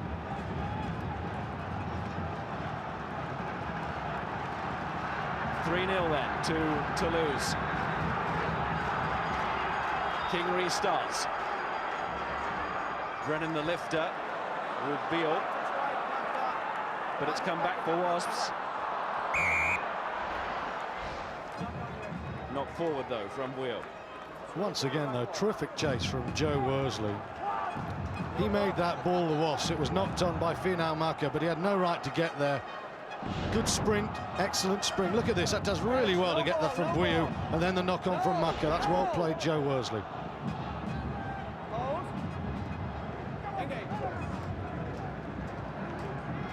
Howley waits, Delalio to Howley, Abbott. Hands off! Worsley. The pick and go initially, and they keep it on the short side with volley. Stolen. Michelak's chip, and look at this from Heymans. He's flying, and Van Gisbergen watches that ball intently, but he's caught by Heymans. Ball back inside to Waters. Wasps feel they can play their way out of trouble here, but it's a dangerous game. Tremendous work again from Toulouse to create that position. Well, Trevor Brennan just smashed poor Volley. Volley was so destructive against Munster in Dublin, but Brennan stole the ball and Michelak with a little chip. Brilliant play from the Irishman. That was a wonderful piece of back row play from the man they use in the second row. The referee wants to reset the line out. This turnover situation is an early worry for Wasps, isn't it? Not controlling the ball. So that they bring forward Bouillou that time. It's taken in by Labitte.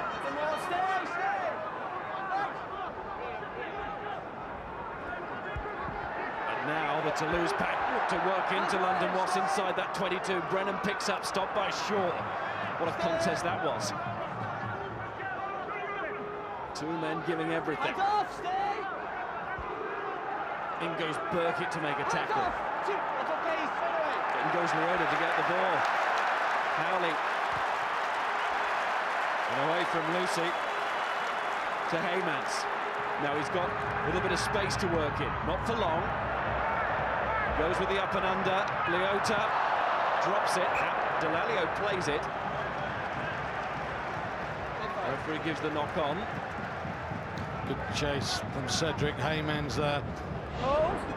Wasps like to play a game where they don't kick for touch, but it's dangerous against Toulouse. Here's Trevor Leota turning the ball over, but Lucy doesn't find touch, and Heymans' kickback's a good one. And Leota's not the man, really, all due respect to him. With his shape you want underneath a high ball. I want you closer, fellas. I want you closer. Cedric Heymans, the man with the cannon boot, who goes for the long penalties. Stay on, please. Stay on, 8. 7, get on, 7. Labitte goes forward, controlling the number 8. There's no doubt in the first 10 minutes, most of the errors have been made by the Wasps. It'll be Toulouse, I would think, who will be probably more satisfied with this opening exchange. Roland, who took charge of France against England, remember, at the end of the Six Nations in Paris. Engage. It's the Heineken Cup final too. And gives Toulouse a penalty here. Once more, it's against the Wasps front row. And there are problems here. It's against the loose head, says the referee. That's Tim Payne. And I think Yandeleg will want to build the foundations of this lead. He's a very reliable kicker. And Toulouse will be, if he kicks this, delighted with their first 10 minutes work. Fabien Pelouse was making the point in the week that he felt one of the possible London Wasps weaknesses, the inability, depends which way you look at it, to give penalties away. We know all about that, but most of them tend to be from, you know, cynical infringements, like the Josh Lucy one that led to the first try, but that was to stop a potential try. This is a different penalty. It comes because Toulouse exerted pressure in the scrum, and I know the absence of Craig Dowd is such a worry in the Wasps camp. Tim Payne's a good young player, but he ain't Craig Dowd. described as the #1 prop at the moment at the club. Payne puts pressure on Green to perform today. It also bulls up Payne, but he's in a battle here as Deleg now tries to make it 6-0, which he does. Could make a point fairly early on that we have time elapsed on the clock today, so 40 minutes will mean 40 minutes, just like in the World Cup. And on the scoreboard at the moment, it's London Wasps 0, Toulouse 6. And this is what they think of it back in France, and why not? It's been a good start from the champions. Toulouse takes that in good hands to Labitte. That's the second time Toulouse is offloaded in pressure situations. That's the hallmark of Toulouse. It's a joy to see when they do it well. Michalak, Deleg. Good catch from Boyce in the form of his life. England selection for the summer tour, but not far from his mind now. King, with the ball back inside. Fly half regains his position now to receive from Howley, and it's Abbott, and Lucy couldn't take. And so much has been said about the Wasps defence, but the Toulouse defence looks equally well organised here, and Poitrenaud goes long with that kick as the referee plays advantage. Wasps just seemed to stop for a moment. King brings the ball away, needs to put a lot into this, and it goes straight to De Bros. And that was just about the best man it could have gone to. De Bros was a little isolated in comparison to his colleagues, but it's still with Toulouse. Josion, very, very dangerous man. We've got numbers on this short side, but it's slowed down by Wasps. They've done more than slow it. They've won it back to Leota. Now it's Walters. Fraser Waters going. Tom Boyce too. Final marker could tackle. Ultimac cleared out the way by Leota. Back with Howley again. Look at Simon Shaw. Howley once more. King. Delalio. Long spinny pass through the legs of Van Gisbergen. Didn't go forward, or did it? The referee? No. Going backwards there. Howley. Van Gisbergen. No space there. Stay on the feet. But they still have the ball. Howley. Birkin. Here comes Volley. Leaves the club at the end of the season. What a final week in store for him. King, tackled by Josion. Hands up! Leota. They are slugging this first 20 minutes out, aren't they? Lashing! Still with Watts. Howley, Lucy. Abbott got the ball away. Short. Didn't release to Delalio. In goes Bouillot, referee says offside. Coming in at the side, penalty to London Wasps. Simon Shaw, twice in that attack. Had rampaging runs, the big man. The dexterous giant. They're using the big second row very well. The 6'9" man out in the outside centre channel. And the Toulouse defence so strong against the backs, can't bring Shaw down. And he's looking to offload all the time. Delalio, in fact, was being taken out off the tackle, but the penalty given. Toulouse around the side there, and Wasps need this, you know, because until that attack, they just haven't quite had the spark. Guy Noves looking on. He'll be far, far happier with the first 15 minutes. Toulouse through and through as a player and now coach. For a long, long time, the 50-year-old Guy Noves. Warren Gatland, the man at the helm of London Wasps. This big kick from Mark Van Gisbergen, replacing Alex King. Massive kick for him. Just thinking the furthest man away from all of this is Alex King, way back inside his own half. He's lost the job. Given to Van Gisbergen. How's he started? Pretty well. He'll be very happy with that. A tester, first up for Mark Van Gisbergen, and he passed the test. Just 2 penalty goals in the competition this season before today from Van Gisbergen, 15 from King. It's been King kicking, but not today in the final. And that'll be a big boost for Van Gisbergen. He's one of the few non-test match players playing today in a test match atmosphere. So he's the sort of player you don't know how he'll react. We do now. He's kept his nerve. Big kick for the New Zealander.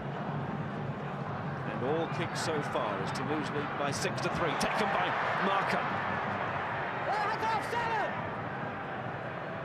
Pooks the prop. Michalak.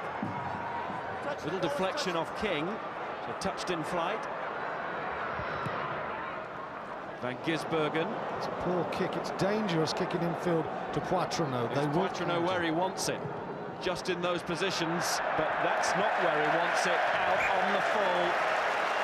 Mistake there from the full-back, who's made a very good start up until that moment, so he shouldn't worry about it, but it's a blow to his side. He won't worry about it, he's a laconic sort of player, he shrugs these errors off, but that is how Clément Poitrenaud tries to play. He sort of is cautious for a while, and like Toulouse, as the game builds, he gets more ambitious, but that's an error, and Wasps will be delighted with that, give me. Was previous best in this competition, quarter-final stage, but they've lost that one at their own throw, and it's Bouillot coming through the middle. That's a big gain for Toulouse, and Michalak, who looks pretty fit, but Wasps relieve here to get a penalty. They needed that because they were rocking. It was of their own making, because they were throwing into the line-out, although Toulouse contested it beautifully. And again, you always wonder, Trevor Leota seen as a mental flashpoint. He doesn't have Craig Dowd there as a man to look after him. And Leota, when he makes errors, sometimes his game degenerates. And there you can see Toulouse rising high there. That's tremendous play. Again, it's Bouillot who is one of the unsung stars of this tournament. He was the man of the match, seem to remember, in the match against Leeds, the pool stage game, and he's had a seasonal growth. And a messy line-out falls on the Toulouse side. It was Collazo who hauled the ball back in, and now Labitte, Michalak, Deleg going high and into space. But that space is filled by fullback Van Gisbergen, not for long though. Clattering challenge, Boyce just can't get away. Good tackling there by Untitled, but it's still with Wasps, and they break up that side, and it's wonderful play now. Shaw has got it. He's really starting to cause some havoc in the loose. Howley. Toulouse coming offside. Advantage being played. Volley. A little bit like Wasps did to Toulouse early in the game, and now Boyce goes to that side. Waters, who was involved right at the start of the move. Howley. It's very tight, Lucy. Throwing everything at it here. Volley is going through, no, just stopped. Advantage is now over. Howley, advantage over. King, out to Abbott.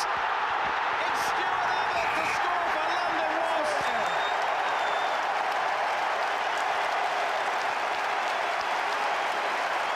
And for the first time in the match, Wasps show what they have at their disposal. And it is an awful lot. That was a case of boom and bust for Toulouse. The boom came from Simon Shaw. He set up the position. King with a lovely miss pass, and Abbott, he just changes direction so well, you know. And the Toulouse cover 5 metres behind the line. I don't know what they're doing there. It's a lovely quick ball from King, but he just steps off his line so well. Trevor Brennan, he plays like a flanker. He is a second row, but he can't get to Abbott, and Wasps have got the charge they needed in this game. And Simon Shaw, he is bullocking around, and suddenly Wasps look a different team. Van Gisbergen with the conversion. As there's a swing on the scoreboard. It's amazing though, isn't it? Because Wasps were starting to make some errors, and then suddenly one concerted attack, and they've made it pay. Precise finishing, and Warren Gatland, well, he's not going to celebrate too much too soon, and you can't blame him for that. That's the bonus for Wasps. The worry is the fact they've lost their last 2 line-outs. Their scrummage isn't great, and they're getting turned over. Deleg restarts. Hands off. Howley, King, Waters. They seem to hit Van Gisbergen. It's a generous interpretation of backwards, I felt there, Miles. Breakdown in communication, and problems here for Lucy. Heymans is very alive on this wing. He's not just quick, is he, Cedric Heyman? He is very, very strong too. Now, you know, Wasps needed that score because they do tend to attack very early. Look at their record. Look at the quartermaster there. In the Heineken Cup, they averaged 10 points in each of the first quarters. And Toulouse at 3-6 after 20 would have been delirious. As it is, Wasps now hit their average, back in their stride. Toulouse taking in from the line out. And they look solid there. And still, oh, this is frightening power. Servat. Michalak thought about the blind side. There was nobody offering for Toulouse, so Guillot brings it back in. Michalak. Scrum half buried, so it's the drive again from Toulouse. And again, massive questions being asked here. Away now to the back, Deleg even thought about a drop goal there. Man, could he come this side? Ahhh was there. How quick was that Wasps defence in midfield? Up so quickly there to snuff out the challenge. How slow was Jan Deleg's decision-making as well, though? That was awful. But he was concerned by what he saw in front of him. Now he's dropping a long way back. He's still thinking drop goal. And he can't execute. And Wasps drove him back into that position. Yeah, but he just outside halves in that position, under the post in a big match. You've got to be decisive, make a decision, make it quickly. Even if it's bad, you can make it right. But he pondered what to do. He wanted to go for the conservative 3 points, and as you say, Wasps drove him backwards once, they drove him backwards twice, and they get the drop out. That was really poor from the fly half. King, Michalak, Heymans.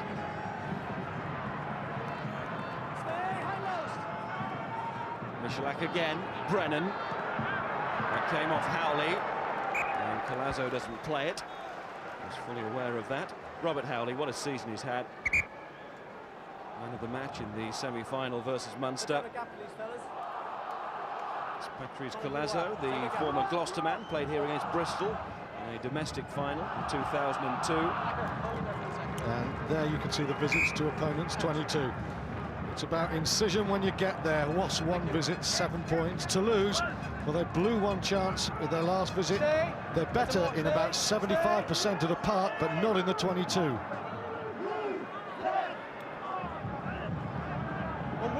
Don't come in the side, 8, don't come in the side. Okay, let that over.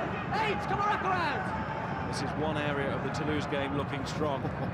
Very strong. Hands off, 2. And goes Michalak with the boot. Labitte. Hands away. Burkitt on the wrong side, he can't play it from there and doesn't. Deleg. Well, that's behind Heymans. Off the floor back to Deleg, and somehow they've got themselves out of that hole. Wonderful play, Untimac from Quattrino. Terrific recovery there from Toulouse. Josion went over the top. Taken by Toulouse. Oh, the second row. And they are swarming over Wasps here.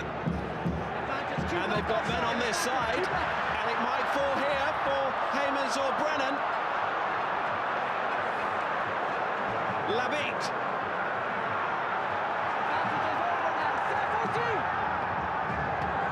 Brennan waits, wants support. 2.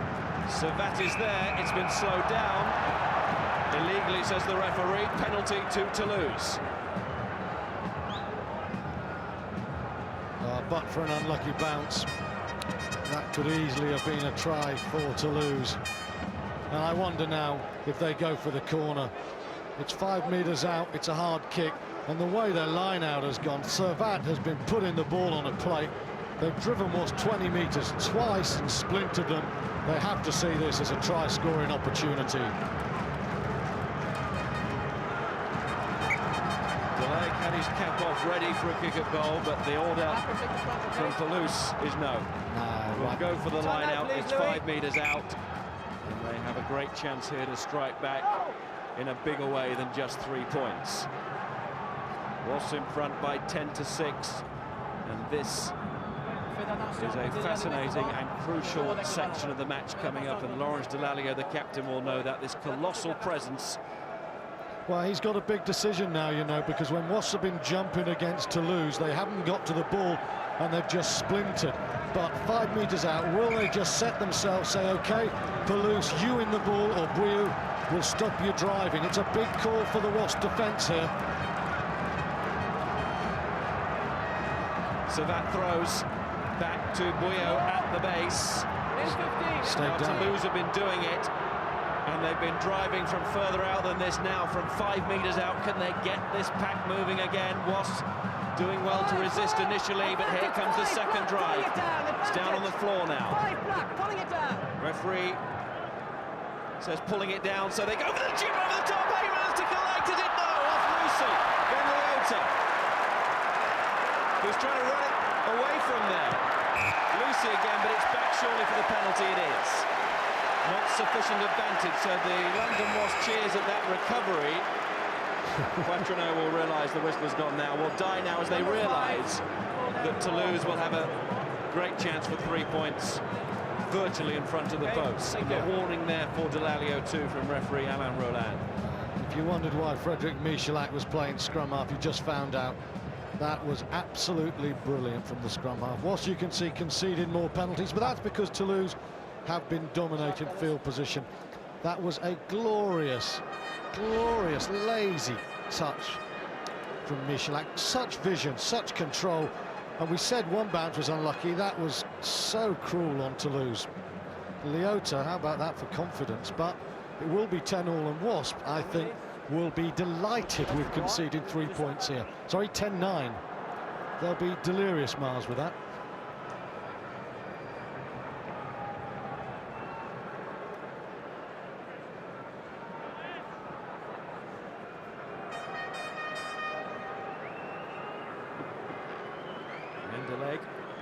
Started the day with over 240 points over the years in the Heineken Cup. Oh, that's not 3 more though. He can't believe it. The Toulouse fans and players will not believe that either. That is a shocking miss from Jan de Leg. And how important could be that cruel bounce of the ball that stopped Cedric Heyman scoring now? Straight back into the game, the fly half. Offloads to Labitte. Pooks. Toulouse. Those soft hands again from the big man. Marker is involved. Little reverse pass from Michalak. Doesn't work. Doesn't fall for Bouillou that time. Untimac takes the ball out. The ball had been knocked on. Well, that was absolutely wonderful play from Toulouse. We've talked about the big men and the soft hands. This is just superb. The touches are wonderful. In fact, the ball that comes here from the scrum half Michalak is superb, and Bouillou will be disappointed with himself because normally those passes stick. Toulouse attacks so well in narrow channels. Penalty this time against the Toulouse front row. So that starts to even up that score. I was watching this first 30 minutes, and I think Wasps have got some issues defensively. They tend to defend very wide, leaving big spaces, and they trust themselves to come out from in and put the heat on. But because Toulouse are playing these soft passes, they're getting through in between players. Wasps are going to have to tighten this defence, I think, considerably. Boyce, who was used there for the kick to touch, often is. Leota again. Burkitt beaten by a Toulouse hand. Michalak, de Leg, Marker. We'll be seeing his brother Isatola Marker, no doubt, later on in this match. The most significant introduction of the competition this season, the semi-final against Biarritz. On their own 10-metre line, with Michalak out. To Josion, that's a lovely step from him, and Brennan in support, but not releasing. Sharp work from Laurence Delalio. Just got there like a clam, didn't he? Wide feet, so he couldn't be knocked off his feet. Showed to Alain Roland that he wasn't going off his feet. He was fast, he had the ball. Brennan didn't have support, and that's why Gisbergen has the chance. Good play from the Wasps number 8, but his body position was really smart there, and he's so strong, isn't he? You can't knock him down when he's got a good position. So his side's play is built on emotion and aggression, and nobody shows it more than that man.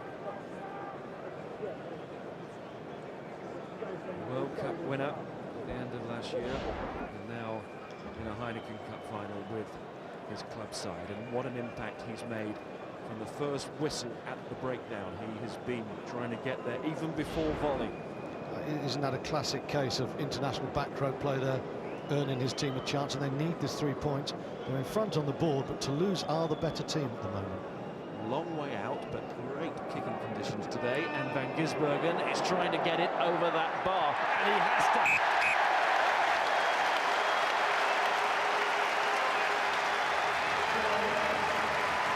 Just gave it the right amount, Mark Van Gisbergen. He's come from Waikato to Wasps with all his wizardry in broken play, but it's his kicking at the moment which is getting Wasps a very useful lead. You feel they'll need it. Toulouse have this great impact bench. And Wasps needed that 3 points, I think, for impetus as well, didn't they? As it didn't feel like London Wasps were leading the match, even though they were. Here's Howley taking the quick tap to Worsley. Waters arrives. Now, Worsley doesn't want to hang on for too long. No, he got it back through the legs to Leota. He's tackled by Pooks. Howley pounces again. Delalio arrives and takes on the physical. Another penalty. Now, will Van Gisbergen fancy this one? It's a lot further out, isn't it? It's far nearer the touchline. Trevor Leota down. Obviously a bull elephant slipped on the pitch while we weren't looking and floored Leota. I saw an altercation with 5 and 4, 5 and black off the ball. I have the 2 of them. I have 4 and black white. Thank you. Look, I know. It's something else to sort out here.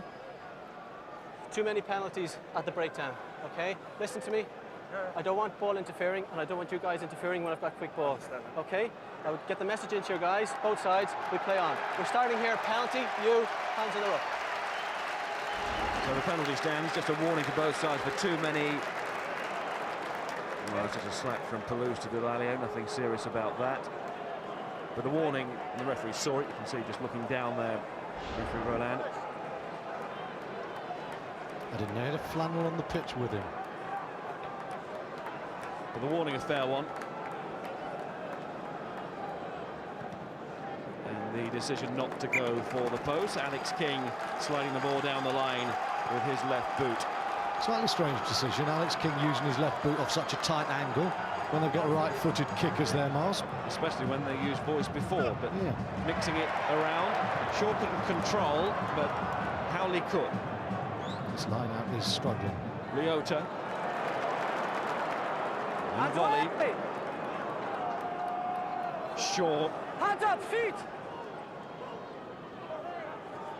Stay, feet!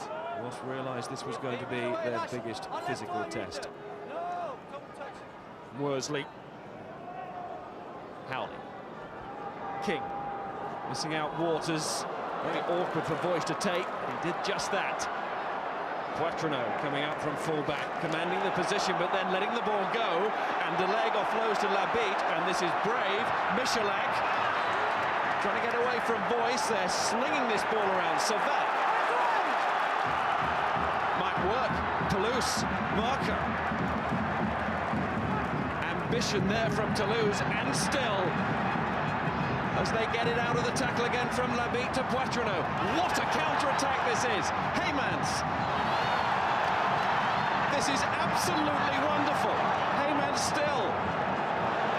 He's looking around. Collazo says, don't give it to me, I'm in front of you. Guillot was behind. It hasn't gone forward. And still Toulouse have it. From the gods.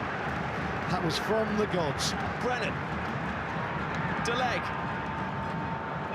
Meant for Michalak to chase. And from on their own line, Toulouse are well inside the Wasps 22.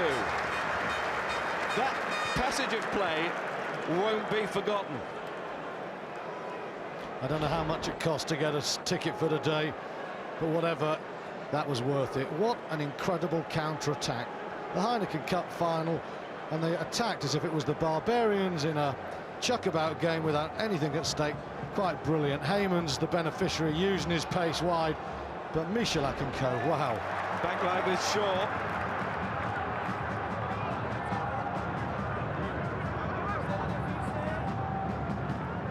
Howley. Heymans again. Quatrino. That wasn't easy, but he hauled the ball back in. With a glue on the fingertips, maybe. This is Labi. Michalak loves that reverse pass. And Josion showing his power. Michalak again. Buio. They're running hot here. Pook's got that back to Michalak, and once more it's Savat coming hard with the ball in hand. Labit, Buio, Deleg, Toulouse. How many times is he going to get that ball out of the tackle? It's brilliant every time. Michalak again, Deleg, loads of men this side. Deleg needs to be more decisive. Savat picks up. Still they've got men on this side, but London was trying to get there. Michalak again, he's gone for the chip and he's kicked the ball away. And it's taken by King. And I'm intrigued to find out what you think about Jan Deleg again.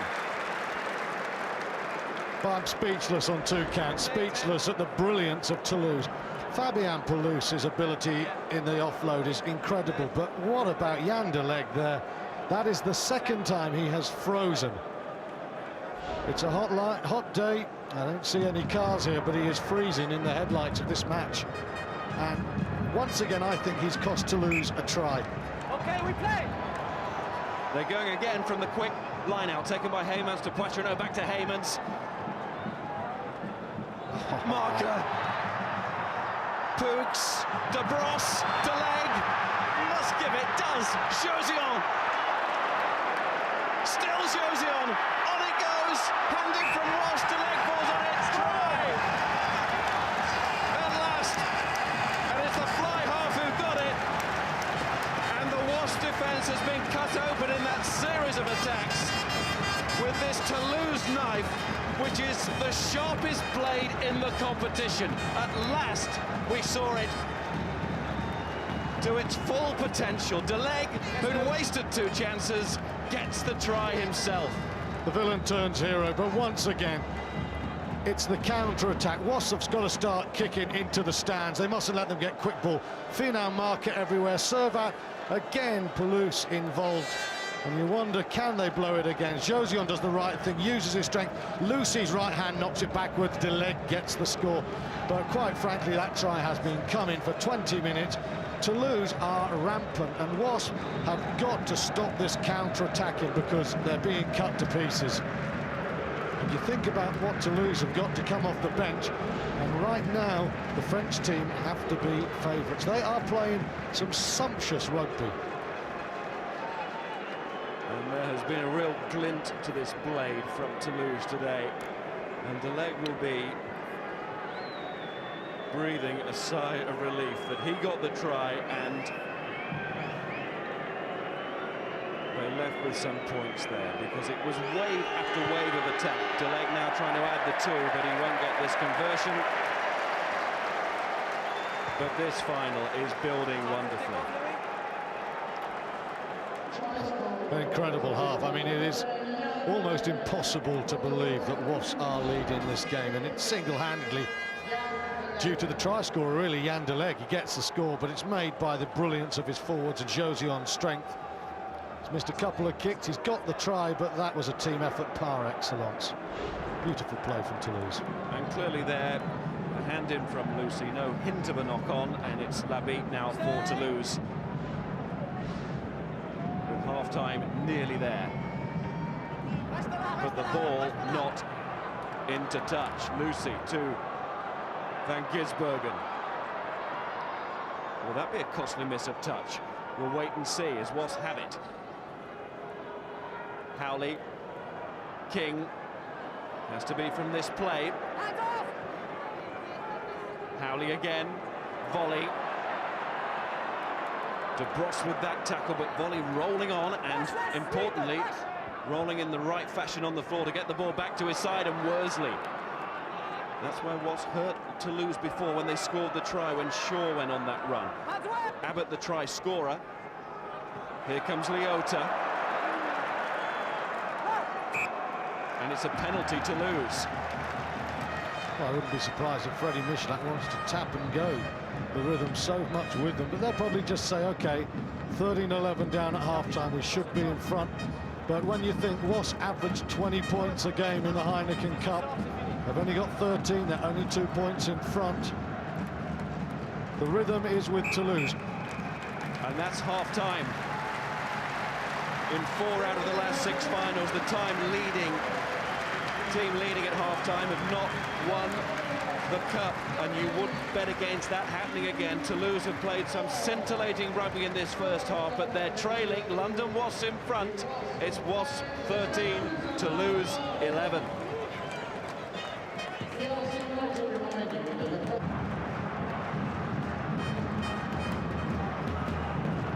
Over 70,000 in the stadium to see it.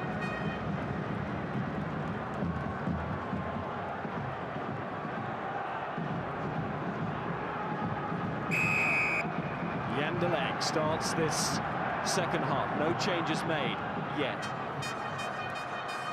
Volley. Howley. King. Relieved of the kicking at goal today, but kicking for touch there and not finding it. Picking out Untitled, who captained Toulouse in that first final all those years ago.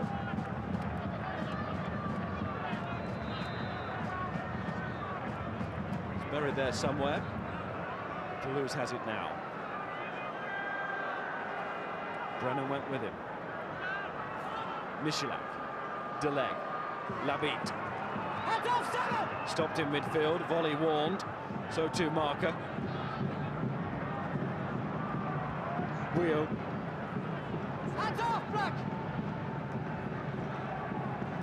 Labitte. Showing his immense strength. Pooks. Ball didn't go forward. Michalak, Wheel. Toulouse starting where they left off. Michalak again. Deleg. Was having to defend for their lives today. Michalak. The first time he's used that chip, but far too close to Van Gisbergen, who makes an easy catch. It's quite deep though. We'll need to give this something. That's the third time now Michalak has gone for that little dart of a kick. One time he was desperately unlucky that Heymans didn't score. The others were bad kicks. But once again, you can see Wasps are not hitting this ball well in the punt, are they? But at least Van Gisbergen made sure he cleared the pitch, got well off the playing surface, because Wasps must stop Toulouse just countering at will. Their domestic competitions last week was putting 57 points on Northampton. Toulouse losing to Stade Francais. We know where their mind was now. Absolutely. Michalak. Well, that's gone into no man's land, and Wasps were looking to pounce. It's been knocked forward by Toulouse, but here's a chance for Wasps to come away with Waters. Van Gisbergen against Heymans had a very lively first half. Referee doesn't see any advantage there, so it's back for the scrum to London Wasps. Relief for Wasps after a very good first 2 minutes from Toulouse. But I think we'll see the fabled captaincy of Lawrence Delalio tested here. He is an inspirational leader. He will need to build some self-belief. It would have taken a battering between the 25th and 40th minute of that game, but he can believe the unbelievable Delalio. Expect Wasps to come back. Here goes Delalio, finding Lucy. Van Gisbergen, King. And still King, oh, he's through! The first line at least. Here comes Van Gisbergen again! Now does he have the pace to go? Marcus tracking him, great tackle comes in, but the referee has put his arm in the air! And London Wasps have scored right at the start of the second half. Has he ever scored a more important try than that? Well, I said expect Wasps to come back. I wasn't thinking of something quite that incisive, quite that quickly. And it's a missed tackle from Toulouse, but well played, Alex King. He put himself in the firing line, and it was Alex King's break that was decisive there. And Wasps, you know, they run a scrum when they've been on the back foot from their own half. It's the big ball to King, and here's the missed tackle. Brennan doesn't have the pace, you see. It's a back against a forward. And then the inside line of Van Gisbergen is superb. And Clement Poitreau, so good going forward, misses one going back. And this match just gets better and better. And the try scorer adds the conversion as well, but King, the try creator there. I think Michael was saying before the match, Alex King as key as any cog in the Wasps' wheel, and there was the perfect example. Yeah, Trevor Brennan, though, did his best to get there, just didn't have the pace. And Van Gisbergen, I think it was just sheer determination, carried him over the line. And Gatland, that's not celebrating, that is immense relief. And it's also 20 points to 11. Ooh. And it hurts. Marker took a blow there as he collided with volley, and well, nobody said it was going to be easy. You notice Fabien Toulouse, though, he's arguing with the referee suddenly, and Wasps, who were on the rack, they've got to try. The crowd are behind them, they're at Twickenham, and Paul Volley is on the charge. That's a hell of a collision with Finan Maka, who has been magnificent, by the way. As his hair matches his effort level, lots of it. Toulouse have been best in most aspects, but not in the finishing. Wasps, lightning counter-attacks. 2 visits, a maximum 14 points, and Toulouse haven't made all the pressure tell, but there is an awful long way to go in this match. Line-out issues to sort for Leota. No ball, wait! Young Ben Gotting is the replacement, of course, but Trevor Leota has been such a key part of this Wasps season. Here's Labitte. Michalak. Little half break from Michalak. Does that very well indeed. Advantage for infringement against Paul Volley, but here goes Josion and Poitreau for Toulouse. Gouillot. De Bros offloads to Jean-Baptiste Poux. No advantage, number 7. No advantage, penalty. Was for a man down there. Will Green was on the floor. Can't afford to be a man down today, and that will be in the thoughts of the players, particularly Paul Volley, who's been warned in this second half by Alain Roland. Frederick Michalak is a quite wonderful conveyor belt for his forwards at the moment. Little darts, little pop passes. Once again, Toulouse are getting inside the Wasps defence, and they're finding the holes.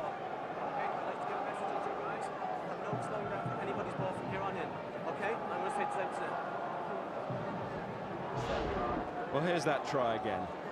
And it was a try to save it. And Mark Van Gisbergen, was anybody going to stop him? Marker gave it a great go. He showed great pace there, the open side, but he just didn't have enough room to work with. And Van Gisbergen, as determined as anybody to get there, he was not going to be denied. Well, here's an interesting call. Cedric Haymans is kicking for goal. It's only 40 metres out. It's almost in front of the post. This is not siege gun range at all, and I watched him in practice. He thumps it, but there is no rhythm. It's hit or miss from Haymans. Here we go. And that one is thumbs down. That's bizarre.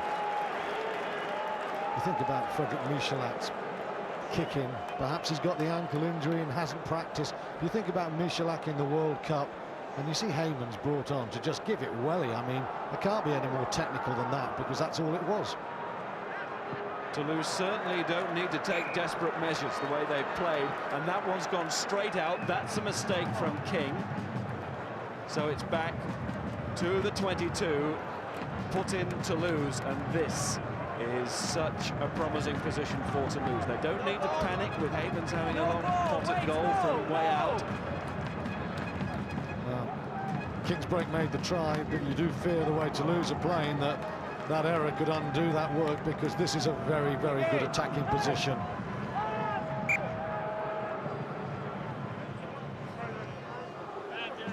I want you squaring up, okay? Biggest scrum of the match so far. Come closer, engage. Wasps looking for any advantage here to disrupt this Toulouse ball. If it's good ball, what a position they've got, and they've turned it round nearly. Back here. Big decision. Back here.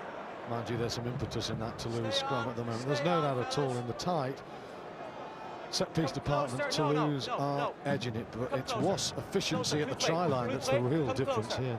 And crouch, engage. Referee just blowing at the right point there for Toulouse. Stay on 6. That's much more solid. Labitte to Michalak, out to Untitled. Good tackling from Wasps. They're in numbers. And that's why the famous Toulouse winger couldn't get any further that time. Labitte just grabs a couple of metres to get the side going forward again. Michalak stopped by Shaw. And everybody seems to be involved in the breakdown here. Only 2 Toulouse players in the back line. One of them is Brennan, and he's told by DeLeg to get involved, so in fact they've left Heymans right wide on the wing. Still got it, Savant. Great working from the Wasps in defence. They're under pressure again. Michalak to DeLeg. He's going for the drop goal, and he's scooped it wide. And Van Gisbergen concentrating on the bounce just in case of alarms. Now DeLeg. Again under pressure from that Wasps rush defence. I know there's talk about 100% fitness, but Warren Gatland raised his eyebrows, you know, when the team was announced, and I think he was delighted it wasn't Elissalde and Michalak at half-back. And DeLeg mustn't blow these chances for Toulouse. They went for last year's final combination at half-back, and not for the international combination of France, Elissalde and Michalak. Oh, that was very tight for Poitrenaud, and he did wonderfully well again, and he's such a dangerous runner, although in the end the flag goes up from David McHugh, the experienced touch judge, his swan song today. It's well hunted down by Joe Worsley there. That time was chased the kick, and they got their man into touch.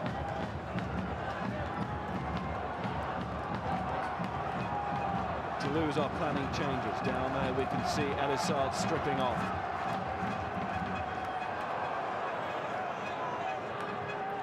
Comes as no surprise at all.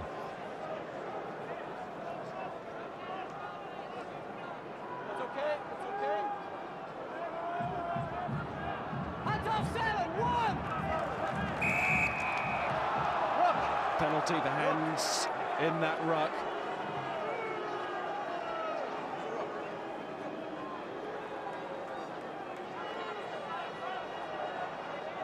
Nicholas Yannick Josion now coming to punt.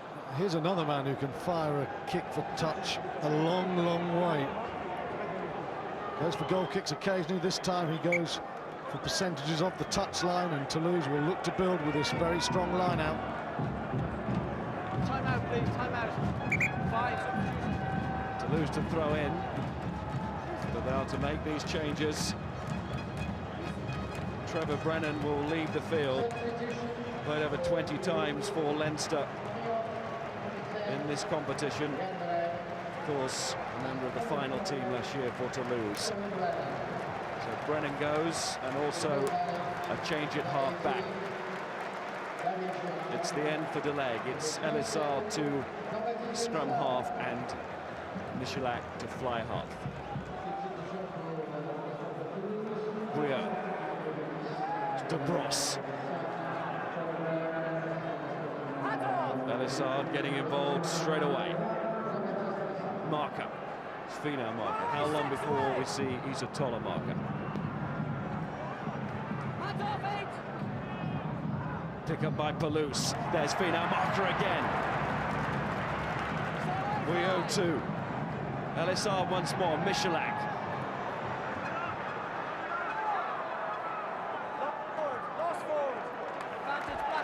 Scramble on the floor, has fallen for London Wasps. King to Poitreau, but it's back for the knock forward from Toulouse. Sheer weight of tackling there was something to behold. Well, two great moments there. Joe Worsley makes a fantastic tackle on Finau Maka, lassos him, and the man was almost in space, and then Stuart Abbott moments later stepped off the wing to flatten the Toulouse attack, and hence the turnover, but Wasps being stretched again. Delalio. Hands away! King, well protected by that ball. Service from Howley, and King had space. And Wasps still have this lead, 9 points of it. We're finding out about Wasps today, aren't we? Because at their best in England and in Dublin, they've battered opponents. But today, Toulouse really are on the front foot, and Wasps are being tested on the back foot. Fascinating.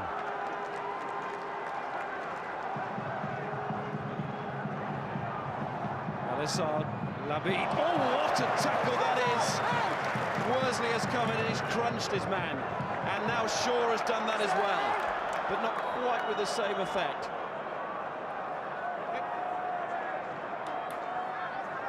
Hands away!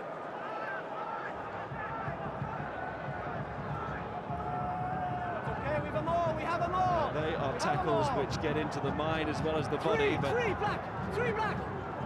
Toulouse showing great resolve here. They are territorially in control of this match. Can they get the points to show for this advantage? Bouillot coming on the charge. Elisar, Poitreau. That's lovely silky running again from Poitreau. Hands off! Elisard, Michalak. Servat, how long will he be on? Yannick Brew, of course, normally replaces him on the hour. Hands off, black, hands!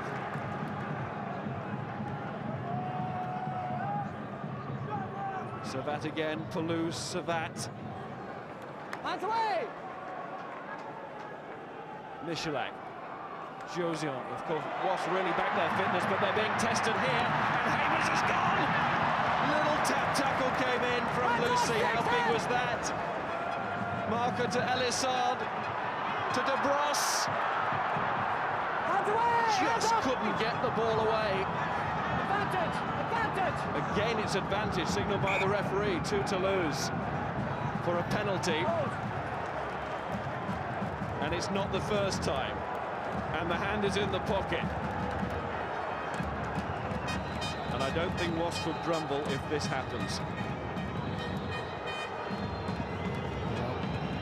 Key decision, who? Well, it's a back row forward. That in itself is of immense importance. I think it's going to be the captain, Lawrence Delalio. Penalising it twice. First for the lazy runner, second for line on quick ball, 10 minutes in the bin. Delalio goes to the sin bin. He's only the fourth man in the Heineken Cup final to be shown a yellow card. And they like that in France. As the London Wasps captain is off for 10 minutes. 10 vital minutes coming here. Well, they've struggled to hold Toulouse with 15 men now. Jean-Baptiste Elisal straight on the pitch, straight into the pivotal position at scrum half. He is now the man being charged with the duty of kicking the goals. What a start to Toulouse to this 10-minute period if he makes this 2014. No objection there from Delalio. He took the hit, he knew, as we all did. Elisard takes over the kicking duties, and that's what he does. 3 points straight away for him. Toulouse back within striking distance, and we have seen that they can strike from almost anywhere. Well, it might have been a try if not for Josh Lucy's flailing arm. That's not really a tackle. It was just desperation, as Heyman's causing all sorts of problems, but it's created by the offloading play of their forwards. Now, Wasps need to get this ball from the restart and hang on to it for as long as the next 10 minutes as they can. It's kicked deep to Labit.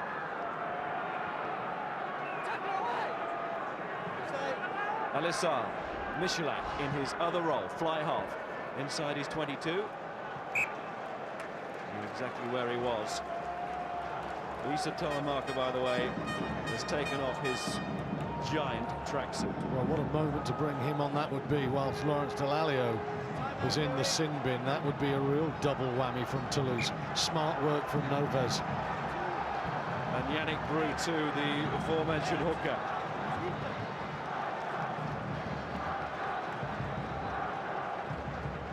Issa Telemarker, the man who's redefined the dictionary definition of impact. I think Oxford have got to look at that one next year. Man who belongs in the San Andreas fault line. When he rumbles, the earth cracks.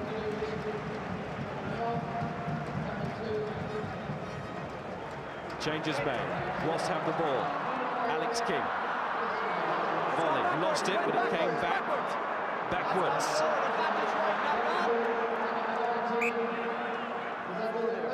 Not that time, though. That wasn't smart play from Wasps there, really. Coming off the top with a man down and sending volley right into the midfield. No great control there. And Toulouse have a good attacking position. Simon Shaw down at the moment. But Alain Roland will know exactly how long he's down. The clock has stopped. There's time elapsed to reiterate that today. That clock will stop. Leads to a dramatic end. Everybody knows the time. That's the sin bin incident, of course.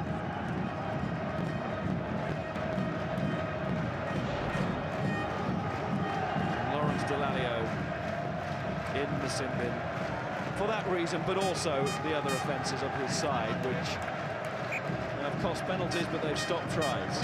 It's about consistency, isn't it, the sin bin? And I don't think anyone on this ground would argue with the referee there. Crucial moment now, this next 7-8 minutes. Oh, Wasps have stolen one. At the scrum, King. Waters is chasing after this, so is Boyce. Waters will be first to arrive. It's gone over the line, and Poitrenaud just has to concentrate. Easier said than done, but he does that very well. Alex King had more time there to make a good opportunity to do something there. He could have driven Toulouse deep there and got some territory. He's got the dropout, but that was just a little bit hasty, a little bit nervy there. Golden opportunity for Wasps. Michalak just checking his side. We're onside. Good chase from Toulouse, but Wasps there. Howley. King going for the long drop goal. Also uses a bit more time as well.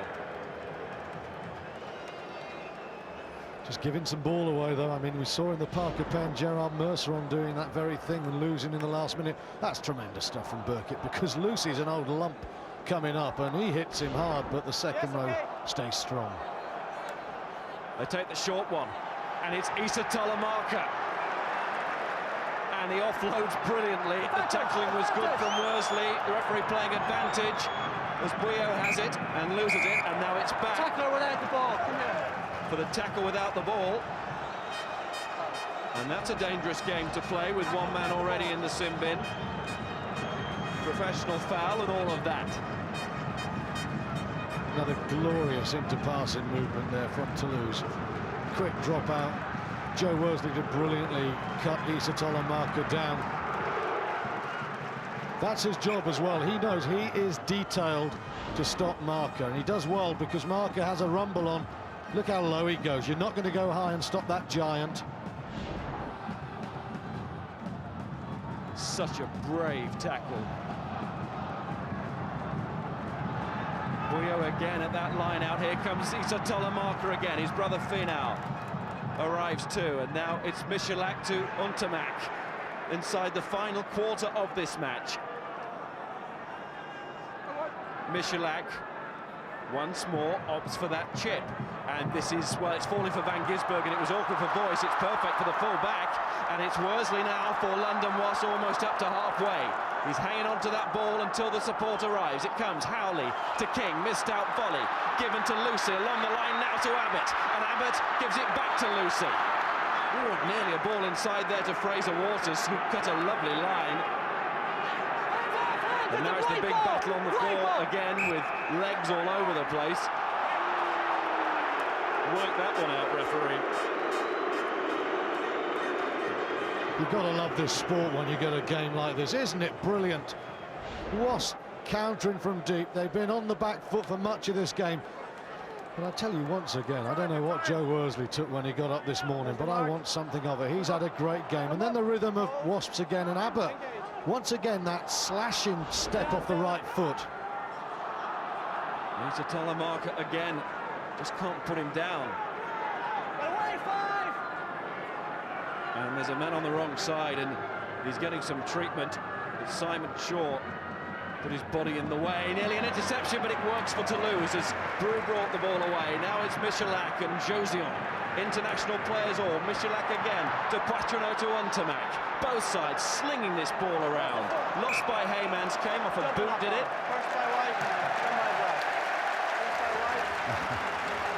Well, knock on given. There's plenty of them in the end. I've just discovered there is not one Joe Worsley on the pitch, there must be two. Lawrence Delalio, he's in the sin bin with 3 minutes 14 to go. 3 of the most important minutes of his career, and he's on the bench. But his mate Worsley, he made the tackle then on Brew when you thought the impact hooker was away. And if one of the Toulouse forwards carries 10 metres over the game line, the way the Toulouse back to sweeping on, then it's curtains. Look at this, yet again. That is almost. So many almost. Toulouse are playing consummate rugby, but Wasps, the bravery level, Miles, quite something. Worsley showing his international class here in international company. Stuart Abbott was the man down. He's back on his feet. This bobbing blonde in the centre for London Wasps. He did slash through again, didn't he? Showing his threat. Threat coming all over the park. Oh, that's a wonderful scrum as far as Wasps are concerned, because it has to be reset. Wait. Just looking at the time without their captain Delalio. Elisard is all over Howley, pulling and tugging, and Worsley goes. In goes Will Green. All this experience, all the honours he's got, but never a European Cup winner. But running into their own man. Simbin is running down. Yeah, you see what they were trying to do there. It was smart enough rugby. It wasn't going wide too early. Just a bit unfortunate there. But again, Wasps are working so hard to make any metres. Toulouse looks so dangerous. Huge rearguard effort from Wasps. Hands off, rock hands! It was Howley tackling Untitled Chapter, the new number 8 for Toulouse. And through the middle they go. Elisard gets into Michalak. Could have gone wide there. Hands off, six, Rick! Couldn't free his arms in the end. Shaw has got the ball off the floor. Now it's King getting the ball out. Lucy.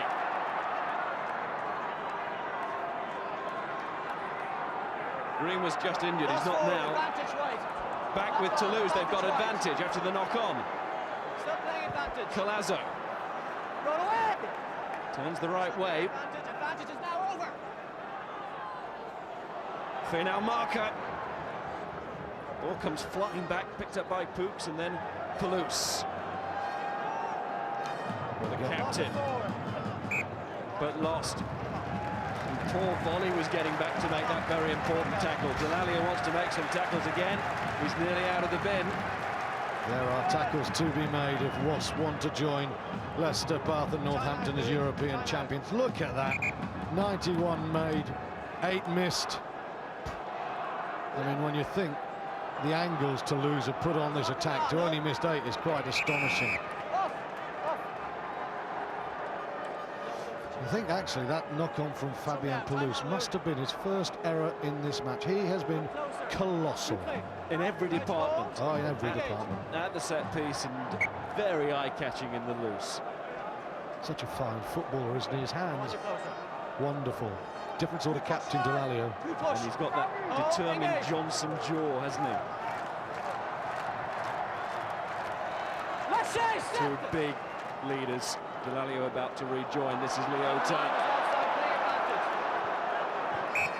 He'll try to lead by his example and lead the team with him. Penalty. Delalio about to come back, and it could have been so costly. It hasn't been.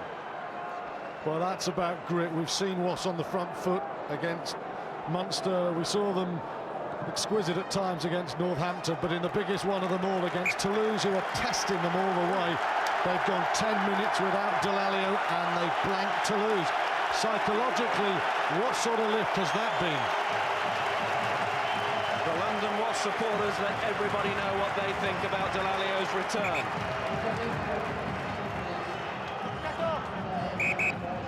Montemac's about to come off, referee's blown his whistle because Toulouse want to make that change now. It's Vincent Clerc who scored a try in the final last year, when Perpignan came back at Toulouse, but Toulouse had enough to hang on then. Now they're trying to come back at London Wasps to win their third title. Wasps looking for their first. Howley, King, Abbott. Very challenging position there from Abbott. It was so flat. King again. Worsley carries the ball on. Been a massive performance from Worsley. Volley 2. Howley got his hands on it in the end. It's King. Now it's Lucy. Burkitt's there in support. Green 2 again.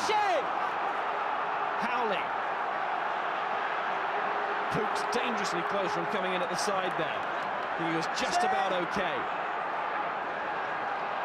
King, Leota, Delalio was waiting in midfield, didn't come to him, so he goes hunting for the ball. It goes back to Alex King. He'll have to rush this one. Oh, he's hit the wood. Back with Poitrenaud, and now it's chip and chase. Van Gisbergen, faced by Toulouse, faced by Elissard and Poitrenaud, but he's got it out to Voice, and Shaw comes back inside. We're reaching new heights, if that was possible. Howley, Van Gisbergen, he didn't touch the line, now will the ball. Michalak. Oh, that's cool. That's as cool as one of his posters. More brilliant rugby. Alex King, so unlucky. If that drop goal goes over, it's a snap effort.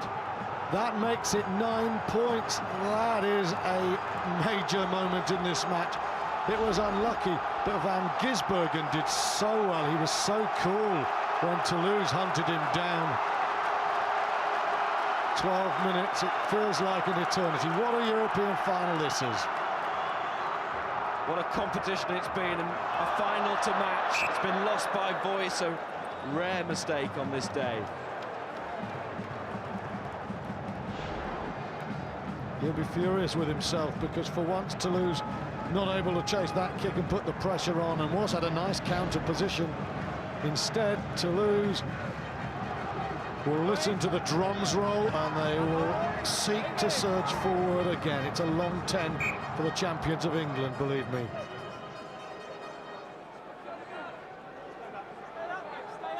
Come closer. No. We often say that finals need moments. Well, this has had more moments than you could possibly dream of. Engage. Issa Talamark to Elissard, Michalak and Waters. Michalak still under pressure, somehow Toulouse get it out to Vincent Clerc, and then Poitrenaud, the Heyman, 2 puts the foot down. That is great injection of pace, and Fraser Warner comes back and says, I'll take it. It's unbelievable this now. These players are pushing the barriers. That was brilliant from Toulouse. What they did, they got Clerc on to use his pace with Clement Poitrenaud and Heyman. They got too much for the Wasps there. And Fraser Waters gets back, but he carries it over, and he just has to find the sanctions of the touchline. Great play from Toulouse. Final 10 minutes. Bouillot. But it's Wasps and Leota to a great cheer on that far side. Who clears? Albeit briefly, perhaps Leota would have been better off there, actually driving into Toulouse and setting it for a better kicker, because he's only made 2 meters. Toulouse had the ball back again. Brood throws, there's some pushing and shoving there. And it's a penalty to Toulouse. 2014, 10 to go, has to be a penalty. Has to be a penalty for goal from Elissard. 10 boys, please. Toulouse pointing, Michalak pointing. Elissard has the duty to kick, and of course extra time is available today, 10 minutes each way. And then, if the scores are still level, but we'll cross that bridge when we come to it, I think, it will be on try count. And then, if they're still level, it is a kicking competition. Oh, let's just get to Let's just get to extra time, but it is available. And it's very possible here now, because Toulouse, if they get 3 points, will just be 3 behind. It's Elissard. And he was as cool as Michalak was moments ago. That is a super kick, isn't it, with all this pressure surrounding the man. Not just here, but in that city, Toulouse. It is a mad rugby city. The whole of Toulouse will be willing their team on, and these guys know it.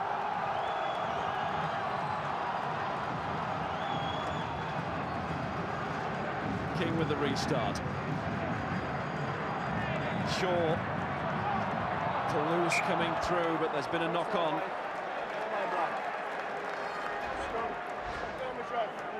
More than one. That's very important. First one coming from Toulouse. It's very important for Wasps now, Miles, to try and keep playing, not to start looking at the clock. Toulouse have got too much. Wasps need more scores here. Penalty.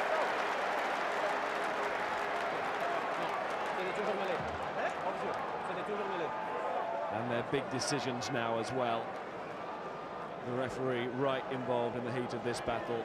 Delalio asking the question, can you go for it, to Van Gisbergen? Well, they'll want every point they can get, Wasps, because you see Toulouse start slowly, but they finish the last quarter. As you look at the quartermaster there with their best period, they average 9. Wasps will want everything they can get. Now, Van Gisbergen barely had the length from about 42 metres nearer the post. This, Miles, is considerably wider, but I swear the adrenaline of this occasion's got to give him 5 metres. And sometimes you can overplay these things, but this is the biggest kick of Mark Van Gisbergen's life, without a shadow of a doubt. There may be an even more important one to come after this today, but as it stands now, this is what he's thought about, trained for, wanted. Has he given this enough? No is the answer. Just short this time. Good effort, but in the end, the doubt was proved to be right. Yeah, the logic of the last kick that went over, actually, it came through, didn't it? They are the new Heineken Cup champions, the best in the European business. It's London Wasps.